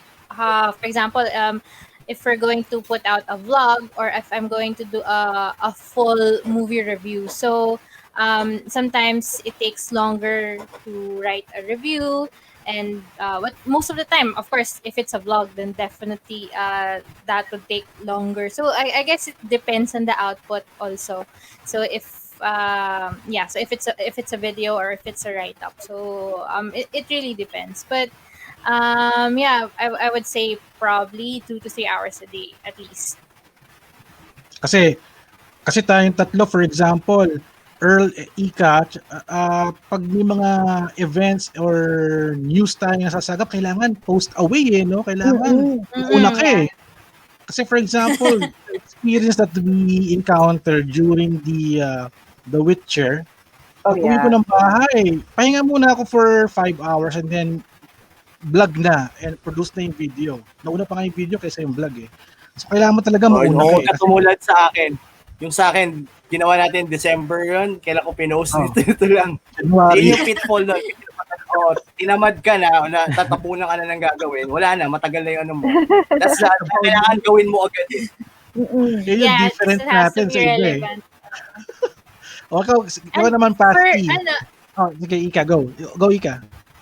Sorry. No, a cheat din na ginagawa namin ni Paul. Well, not really a cheat, but for example, like the Witcher event, since it was in MOA and we live in Antipolo, so what we did, or what we would do, is we would stay in a hotel or Airbnb para after the event, we could rest. And then actually while we're resting, nag-edit ng photo si Paul and then I'm writing it. So alam mo, hindi kami masyadong pagod. So like I said, for other people, they budget going, they have like a budget for traveling and stuff. So kami medyo, ayaw namin masyadong pagod. So yeah, we would like book a hotel or something para we could conserve energy then. So para hindi kami magalit sa isa't isa. Mainit ang ulo. Para relax, no? Parang pagkagising mo kinabukasan, may buffet ka na, tsaka may pwede ka pa mag-swimming pool. Gandang vlog hacker. Hinahack mo yung life ng vloggers para maging yun talaga ang life ng mga content creator. Talagang kailangan relax ka, pampered ka, kasi yun ang kailangan natin eh. Hindi kayong pagod palagi. Kailangan yung manage your time. Siyempre, gadastos ka din. Gusto kasi natin yung comfortable. Ako, lalo na ako, ganun yung gusto ko palagi na komportable ka para pagharap mo sa maraming tao, if you're in an event, presentable ka. You're fresh ka, di ba? Kahit na pagpa-uwi, sige, pamunta sa event, mag-grab ako pa-uwi, magbabas na lang ako. Pero hindi rin eh. Nag-grab na rin ako pa-uwi kasi para pag-uwi ko ng bahay, may time pa ako sa family. Para sinabi ni Earl, gano'n. So, thank you guys. Kay Pasty, ilang yung question kanina, how many hours a day or a week you dedicate your time for content creation? Sa side ko ngayon kasi pag dito sa bahay, pag mga vlogs or reviews, pero sa isang araw, gumagawa akong content twice a week pero for a day, around 2 to 3 hours lang. And depende pa kasi minsan speed build or review video na magandang. Actually, kakatry ko lang gawin yun. Mga 4 to 5 hours. Pero twice a week ko siyang gagawin kasi kailangan continuous. Hindi mo pwedeng iwan yung lang na hindi po. Tapos, bibigyan mo pa yun. So, mas matagal yung build process. So, yun. Ang reviews naman, bilis lang. Kahit 1 hour kaya ng review or less than 1 hour. Marami ka nang review nun. Sa yung pag-edit, saglit lang naman din. Cut lang din. So, yan. 2 to 3 hours. Tsaka Pasty, napansin ko, no? Palagi kang umu-order sa online ng toys, nakikita ko may mga bago kang ganang. So, ibig sabihin na pag may bagong toys, may bagong vlog content. Tama ba? Pag may bagong toys, may bagong content. Pag may bagong content, may bagong malalaspag. It's a vicious cycle. Parang nabasa akong hashtag kanina. Ano yung hashtag nila kanina kay Pasty? Team Wagas? Ano yung Team Wagas na yun? Team Waldas. Team Waldas. Team Waldas. Kasi Waldas ka na ng Waldas ng pera. May crisis Waldas ka lang ng Waldas. Pero wag ganyan, hindi advice ako.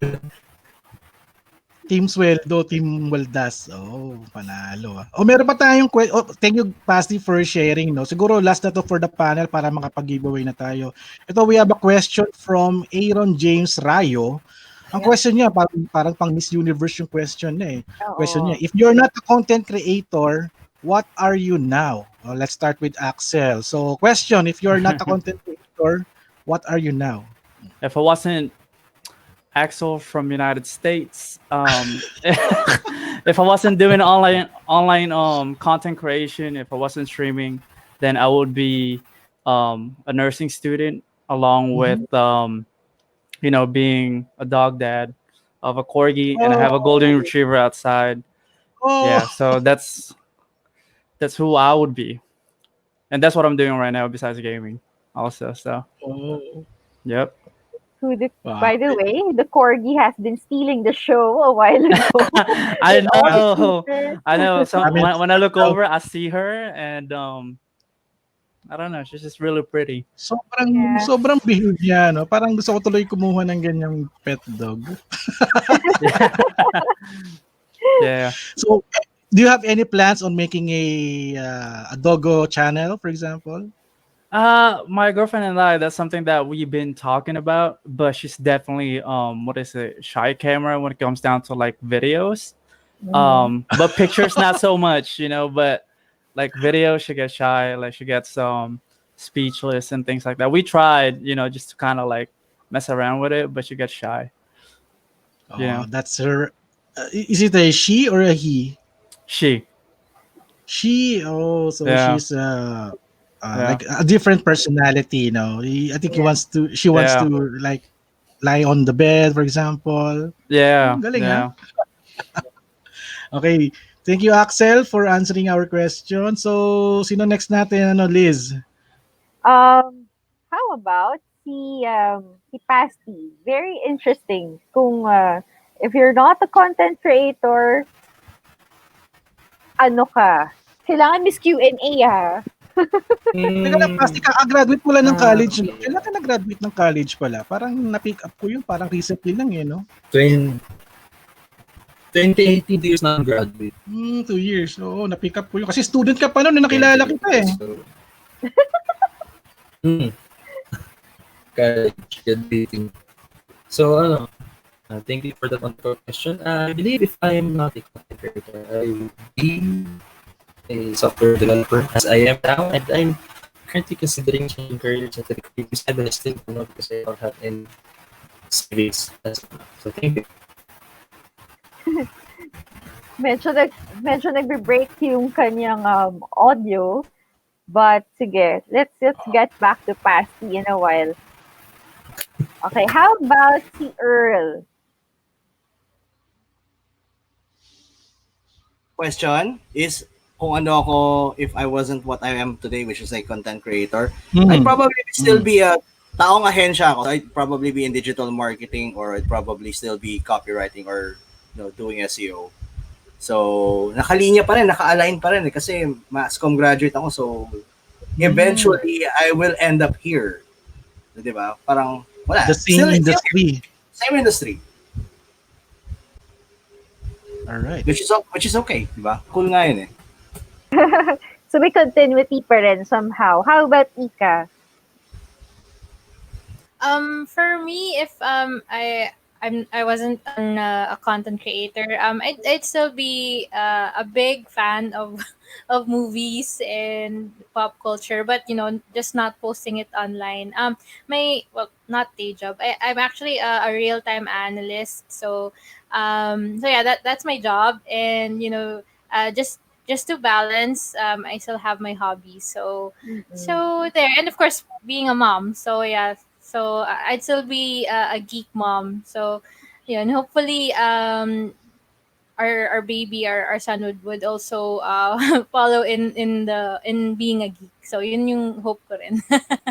Nice. Okay. One last question for this panel. This question is from Neil Philip, and he's asking, "What is your target audience? Do you plan to really stick with the local scene, or if only nationwide? Have you ever considered going worldwide? And if yes, how do you plan to transition to that? Why do I feel like this is more of a job interview?" It does sound. Sige, Earl. What is your target audience? Actually, when I started, I was hitting US target audiences. So, siyempre yung comics ko and everything was geared towards US. So, I was talking about comic books like DC and Marvel. And that was, what, 2011? 2010. So, hindi pa ganun karami yung mga, I mean, everybody's on Facebook at that time, but not everybody could, easily find what they are looking for. So, it's always landing in the US content. So, but then I started doing reviews or I wrote about local topics like 13. I did a lot of trending topics like local, yung mga katatawanan or like yung mga memes, and I started doing that. Nag-shift na eh. So in my case, baliktad dun sa question niya. I was from US or from outside the country going inward towards the country. Tapos nga, when my movie review started, it started with US lang. Pero I've started to get more traction with locals. So, GMA, Star Cinema, hindi pa ako pinapansin eh. Pero like yung mga TBA films, they were starting to tap me to do reviews. So, ayun. So, nagkakaroon ako ng dagdag traffic for that. So, to answer the question, baliktad ako. Pero I would like to really, make it more a global. So marami pang mga lugar na hindi pa natatap eh. I aim to do that soon. Mm-mm. Mm-mm. And how about Axel? I'm guessing your audience is more from the Philippines. Is that right? My audience right now, it's mostly from New Zealand for some reason. Because Facebook, they have this weird I don't know, algorithm, I guess. But right now, they're mostly from New Zealand, and then the second one would be from India. But definitely, like thinking about like just being, what you call it, as a content creator, right? Of course, you want to do worldwide because even if your content mainly, like if you speak Tagalog mainly, then you want to do worldwide. The reason why is because we have people in the US, we have people from Australia, we have people everywhere, right, that would love to see your content. We have Filipinos everywhere. So yeah, my goal is to be nationwide. I mean, not nationwide, worldwide. Mm-hmm. So yeah, and to get there, you just got to keep streaming. And then if you get especially me, like I'm on Facebook. So if I notice that I have an Indian follower that's watching me, but not really talking in chat because they don't speak English, I would ask them simply by like sharing my stream on their feed, and that's how I target their country. So Yeah, that's how I spread content on Facebook, at least. it helps that Yeah. Facebook has this weird algorithm Now Yeah. you're New Zealand famous. No, not really. Okay. How about Pasty? Sa ngayon, with the national local scene. Kasi sa yung lugar kasi madami na rin content ng pods. It will really be hard going into that space. Pero for me, local. Okay. So that's it na. Okay na tayo. So guys, no, thank you sa ating mga guests for answering yung mga questions ng ating mga live audience. Sa ating mga live audience, please continue posting your questions kasi online naman tayo. Itong mga guests natin can visit this streaming page mamaya or tomorrow or even the next day to send their reply to your questions. No? Okay ba tayo dun mga guests natin, no? Para at least lahat tayo tuloy-tuloy yung engagement natin. Teka, naka-on ba itong mic ko? Yes, naka-on na nga. So, okay, ito na yung pinakaiintay nating lahat. It's time for the trivia game and we have some prizes to give away. So, sino ang unang magpapag-giveaway? Taas ng kamay, streamers natin or gamers, vloggers, toy geek. So, ikaw Liz, magpapaprize ka rin ba? Ay, ako sir. Ito dapat pero next time na lang. Next time na lang. Ako na yung guest. Sali ako dyan. Ayan. Unahin natin si Pasty. So kasi si Pasty na lang muna. Okay, Pasty. The floor is yours for the trivia contest. Okay. Kung nanonood din sa channel ko, ilabas na nabanggit ko. Sige, yung tanong ko is, anong taon start? Content creating. Kahit taon lang. Ilang taon na daw? You get a chance to read. Salt and pepper shaker. Year po na nag-start content sa creation. YouTube, content creation. Okay, post away your answers kung sino yung una. Yes. Siya yung mananalo ng prize natin ng Funko Pop merchandise from Pasty. So, sige, post lang kayo in a few seconds and we will choose kung sino yung winner kasi we have si Jay will,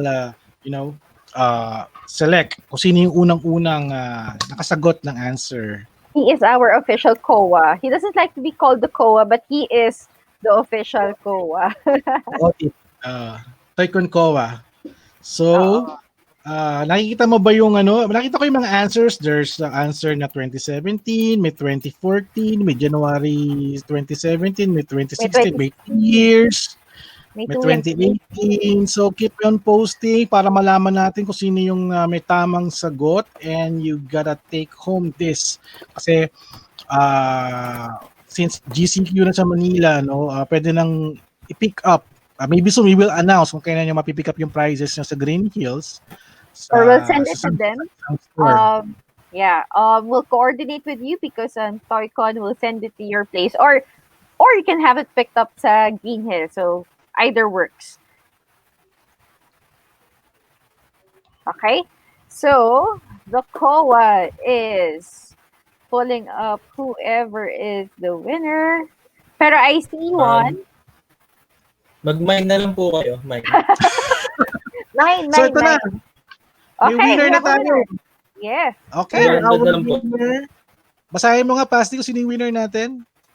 Hey, the winner is, congratulations, Joshua Miguel Batino, isa kang sulit Pastilan. Ay, isa rin Pastilan.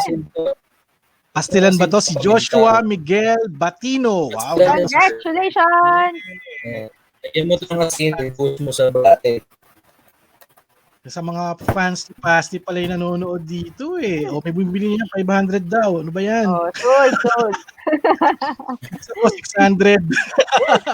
Congratulations kay Joshua Miguel Batino. Nanalo ka ng prize kay Pasty. We will post the list of winners sa aming Facebook page after the few days. And also, do not miss the YouTube version of this live stream. Naka-record po to. Since na-record naman to, pwede nyo balikan to mamaya o panoorin nyo ulit bukas habang nag-aalmusal kayo para may matutunan kayo about content creation. Alright, so next natin, Liz, sino? Next, si Axel. I like Axel's prize. Go, Axel. Yung Dogo lang yung gusto ni Liz dyan eh. Yung Dogo na lang kaya magpa-prize. No, hindi pwede. Hindi pwede. Okay, so guys, we have 2 trivia questions and 2 prizes will be given. The first question is, where did I first start streaming? Oy, hindi kasama yung corgi. Oh, sorry. Sorry. Where did I first start streaming? And the prize for this will be Xbox Far Cry. Yun. Pwede Go. i-flash sa screen to. So, anong year daw? Saan daw nag-stream? Si Axel. Is it a platform or a country? Ano ba? Maraming sumasagot ng corgi. Ano? What platform? What platform did I first start streaming? So ito yung prize of Far Cry 5 Xbox One. I got this sa mismong opisina ng Ubisoft. So this is a super collectible. Since hindi naman ako nag-gaming at wala naman akong Xbox, so I'm donating this as a prize. Nice. So, Far Cry 5. Ito ba yung latest? I'm not too sure. I think, yata, I'm not sure, no? Pero parang... yan yung latest. Okay. Yung latest. I got this parang 2 years ago yata, I think eh. So, may sumasagot. Sa Amerika yung May sumasagot na. I see some Facebook Live, YouTube. Meron na, may winner na tayo. May winner na. Okay. Yep. So, actually, bakit may second dibs? Okay.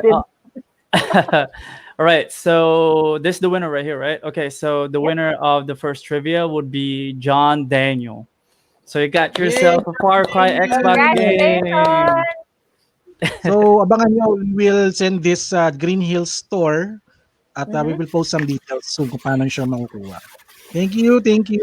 At may isa pang prize si Axel. Go ahead. Okay, so we have another prize right here for another trivia question. This one is going to be a bit harder than the first one, but I will be giving a $20 worth Steam card if you guys are gamers. I believe that's about 996 pesos or something like that around. So the question is, name one of the platforms where I competed in. There's 2, but you only have to name one. If nobody gets the answer, we're taking it. Any of the 2? Is it Axel? Yeah, any of the 2. Dun, dun, dun, dun. Okay, just to inform everybody, if you've already won, you can't win. You can't get the second prize. So let's give others a chance to win. Also. Okay, can you repeat the questions ulit para tuloy-tuloy tayo? All right, so name the platform where I competed. I named 2, and I also showed 2 on the slides that I had earlier. Yun! Okay, I see. Wow. Oh my God. Axel, we have a winner, I think. All right. So we have a winner for the $20 Steam card, and that person will be Tracy Mendoza. Yay! Congratulations! So yung sa stream sa Steam pala na ano may pwede lang mabili sa Steam? Like a bunch of games, or if they're not a gamer, if the person that won the prize, we can just give it cash if that's what they want. If they're not a gamer, but if they're a gamer, they can definitely get the $20 Steam card. Wow. They can use that in game currency and stuff. Yep. If you want to buy your items, right? Yeah. So, Steve players, hi, hello. Congratulations, Tracy Mendoza. Okay, next one. Ito, marami nag-aantay ng prize nito. Si Earl na, si Earl. Si Earl. Ako muna. Okay. Alright, so guys, I'm giving away 2. Dahil mahal ko kayo, kayo. So this is a beggar power bank. And then this is a Adam Elements na porta plug. So for travel. And then this one is power bank. So Just one question lang is how many years have I been operating? If you've listened to the deck kanina, you'll see probably gaano na ako tagal nag-ooperate. So, one winner, you get these two. So, it's a power bank and then it's a Adam Elements. Really nice for traveling. Parang ano to eh, may USB tapos may wall plug ka. So, kahit saan ka pwede mag-Mobile Legends, walang problema. And then, power bank for Mobile Legends din. Go! Ano to Blogger Essentials. Oo. Plug anywhere, power everywhere. Dalawa na yan. Oh. Ay, Oy, wow. may nakikita akong tama. Ay, wow. 20 years.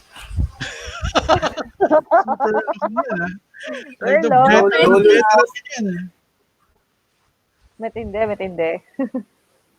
Oy, Pero totoo Ogie. naman, umabot ka na sa ganyang year, veteran ka na talaga. Ayoko. Ayaw. Pero yeah, totoo. I am. Idol kita eh. Huwag na lang laglagan ng edad. Huwag na. Huwag na. Ano ba dapat, they're going to mention how many years or the year ba? Or the year ba? Yeah, just the number lang. The number of years na. A number of years, kung ilang Number years ka of na years. competitor. Yes. So, check ko na. Check na tayo. May nakita na ako kanina eh. Sige, ikaw naman. Ako na? O si Jay na? Type mo muna kung sino yung winner. Sige. Okay, wait lang natin, no? Kasi Sige. nanalo na ata and si Earl, I will type in the name para at least clear. We have our auditor, si Jay. Ayan. Okay. Teka, saan mo pinost yung pangalan? Ayun, nakita ko na. O sige, ikaw na mag-announce kung sino yung winner natin. At saka yung sagot pala. Kasi so it's February 2009. So more than 10 years na ako. It's 10 years na actually. So pero before that, this is going to be for Teka lang. Mali pala yung nabilang ko. Sorry. Balik. Buti na lang. So balik tayo. First guy who mentioned the right year, si Win Hernandez, 10 years. Ayun. Tama ba? Tama. Si Win. Oo. So congratulations, Win. Congratulations, Win. Nanalo ka ng Fanboy SEO Vlogger Essentials. Alright. So lahat yan, alam niyo na yung mangyayari kasi lahat yan ilalagay na sa Green Hill Store para at least ma-pick up nyo na. Kasi pwede na mag-mall eh. Nakikita ko may mga pictures na, yung mga toy stores doon, nag-o-open na. Nakita ko yung mga ibang store, nilinis na, nagsha-shopping na. Naiingit nga ako eh. Parang sana nandun ako. Walang tao, walang kalaban pag namimili ka. Wala tayong pera as. Oo, wala tayong pera kasi walang trabaho ngayon. Ako, Diyos ko. Okay, let's continue. The last but not the least, ito yung pinaka-aabangan. Yes. Nanonood na lang ako. Ika pa naman sumali. Sasali ako. Ano na, Ito na, Alex Cross na to. Grabe. Sige, Ika, take away. Before I get out my trivia question, thank you so much, TOYCON, for having us. And guys, please subscribe to the YouTube channel, Team PCheng, and like the Facebook page also. So, ayan, in my slide earlier, I gave a sneak peek, So, I am giving away an Alex Ross Marvel 80th anniversary poster. So the design is on the screen, and this is the poster. So it has its own canister. Actually, this was a giveaway in during the Marvel 80th anniversary event. So ayan. Okay, so my question is Ganda. So ang nakuha kong poster nun, yung anniversary na poster ng Avengers. Tama ba? Teka muna, baka ibang event yung sinasabi. Sa North EDSA? Ay, hindi, wala ako noon. This one was sa North EDSA. Nandun ako sa SM Aura. Iba pala yung Marvel movie pala yun. Oo. Okay, ano ba yung question mo? Okay. Ayun. Sige. Good luck. Okay, so my question is, during my presentation earlier, there's a part there where I featured my earliest movie memories, so like the movies that I grew up watching. So one of those movies features a car, and some say that it is the most popular car in cinema history. So, what car is this, and from what movie is it from? Actually, na-mention ni Hazrel kanina yun. So, Oo nga. Oo nga, na-mention ko kanina. Clue na So, yun. can you repeat the question ulit? oh, okay. From my presentation earlier, I feature my earliest movie memories, or the movies that I grew up watching. And in one of those movies, there is a car, and some actually consider this particular car, as the most popular car in movie history. So, what car is this, and from what movie is it from? The car. Natatawa The si name of Boss. the car and Paul the is movie. So watching parang those, dalawang and he's laughing at the answer to, no? answers. Okay, dapat 2 answer, guys, no? Oo. Name of the car, tapos ano yung movie. So kailangan Okay, maayos okay, yung okay. maayos yung spelling. Ano ba to? Wrong Yes. spelling wrong ba to? 2 answers. Oh, Yeah, dapat wrong spelling Okay, wrong good na luck, to. guys. Good luck sa spelling. Yeah. What car and from what movie? Oops! Parang meron na. Wrong spelling. Depends on Koa. Kay Koa. Oo, Koa. Pero, Sige, magkwentuhan muna Guys, tayo libre habang ang sinasagutan Google. nila yan. And that's Alex Ross poster. Very collectible yan, So, for the Alex Ross Marvel poster. Grabe. So, ito na. Wala pa yung ating auditor ayan na, natin. meron na. Koa na. Ika, Ito I na. think, Meron na. Nagbanggit Yep. na ng Tama ba yung sagot niya? Yes. Good luck na lang kay Tama. Koa. yeah, meron na. Okay. Ika, can you look at our chat? Meron na eh.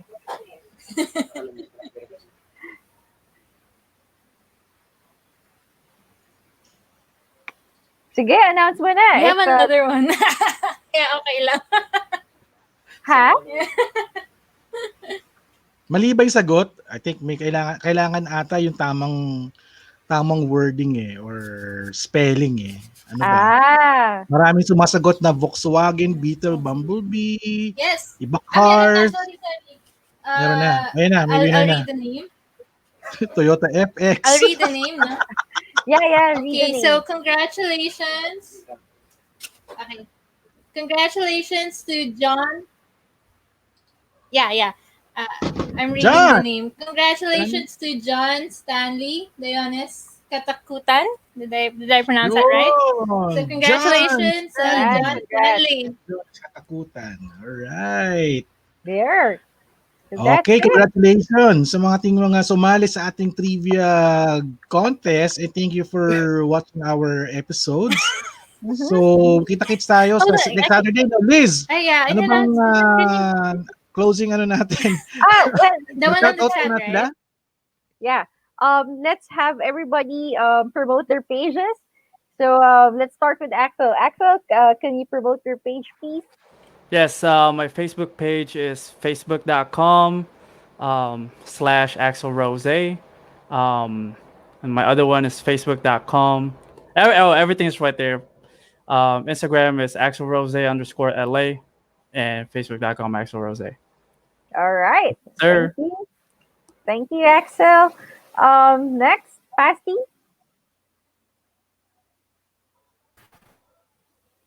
Gusto mag-subscribe sa Pasty, Pasty. Pasty. Yun lang, Pasty. Okay, thank you, Pasty. Yan, great. How about Earl? Yeah, guys, for me, it's the Fanboy SEO. So you can find me on Facebook and YouTube and Twitter and everything and Instagram. So yun lang. Fanboy SEO. Walang TikTok? Walang TikTok, Earl? Ayoko ng TikTok. TikTok yan. Ayaw lang yan sabihin. Ayoko. My heart and poop pa ako bigla eh. May asog mo ilaglag yun. Ika, your turn.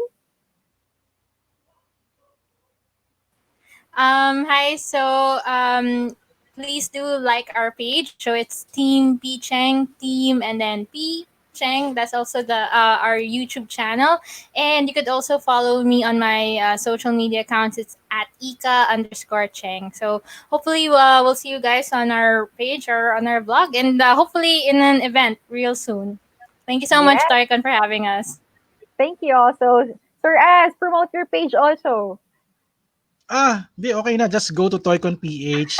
Support our content creators. Di na, okay na ako kasi masabi ko lang kasi for being a content creator, kumbaga lifeblood namin yung mga readers, viewers kasi ito na yung magpo-push forward sa amin to continue. Kasi kung hindi kami gagawa ng bagong content kung wala namang nagbabasa or nanonood, kasi yun yung kailangan namin. For example, itong mga content creators nito are devoting their time and energy to make a content that has more value to their readers or viewers. Kasi lahat yan planado, lahat yan informative. Walang fake news sa mga content namin. Ang nakakatawa dito, for example, parang TOYCON din, kung di dahil sa community, sa pop culture community, toy community, hindi mabubuo ang TOYCON kung walang mga collectors, di ba? So nakakatuwa naman, lahat nagtutulungan at ito yung parang nagbibigay ng kakaibang event sa ibang mga nag-event din kasi it has different communities, but sa nakikita ko sa TOYCON, naging magandang example siya ng pagkakaisa ng mga community natin. Talagang lahat tayo nandoon.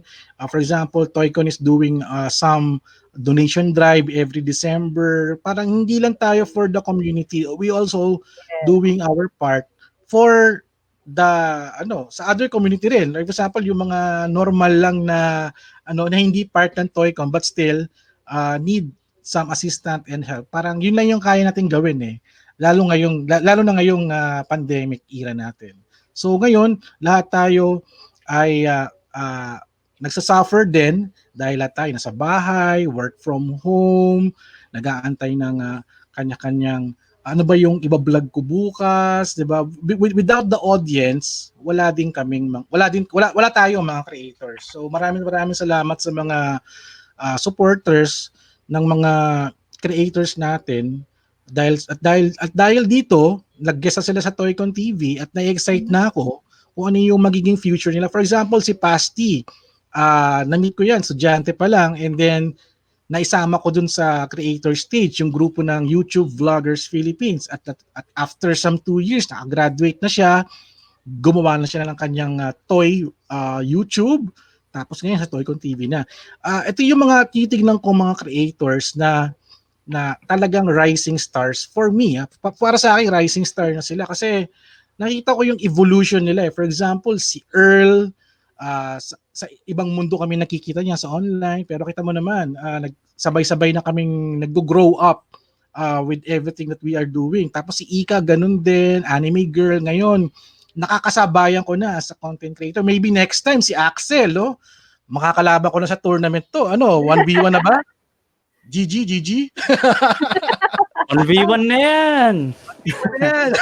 Hindi, wala nga akong PlayStation Fortnite so yun na talagang yan. nakakatuwa sa community natin. We are helping each other for fun and for para excitement, no? So maraming salamat sa mga nanonood sa TOYCON TV, and we are closing now our episode 11 at ano ba? 11. 11. This is officially episode 11.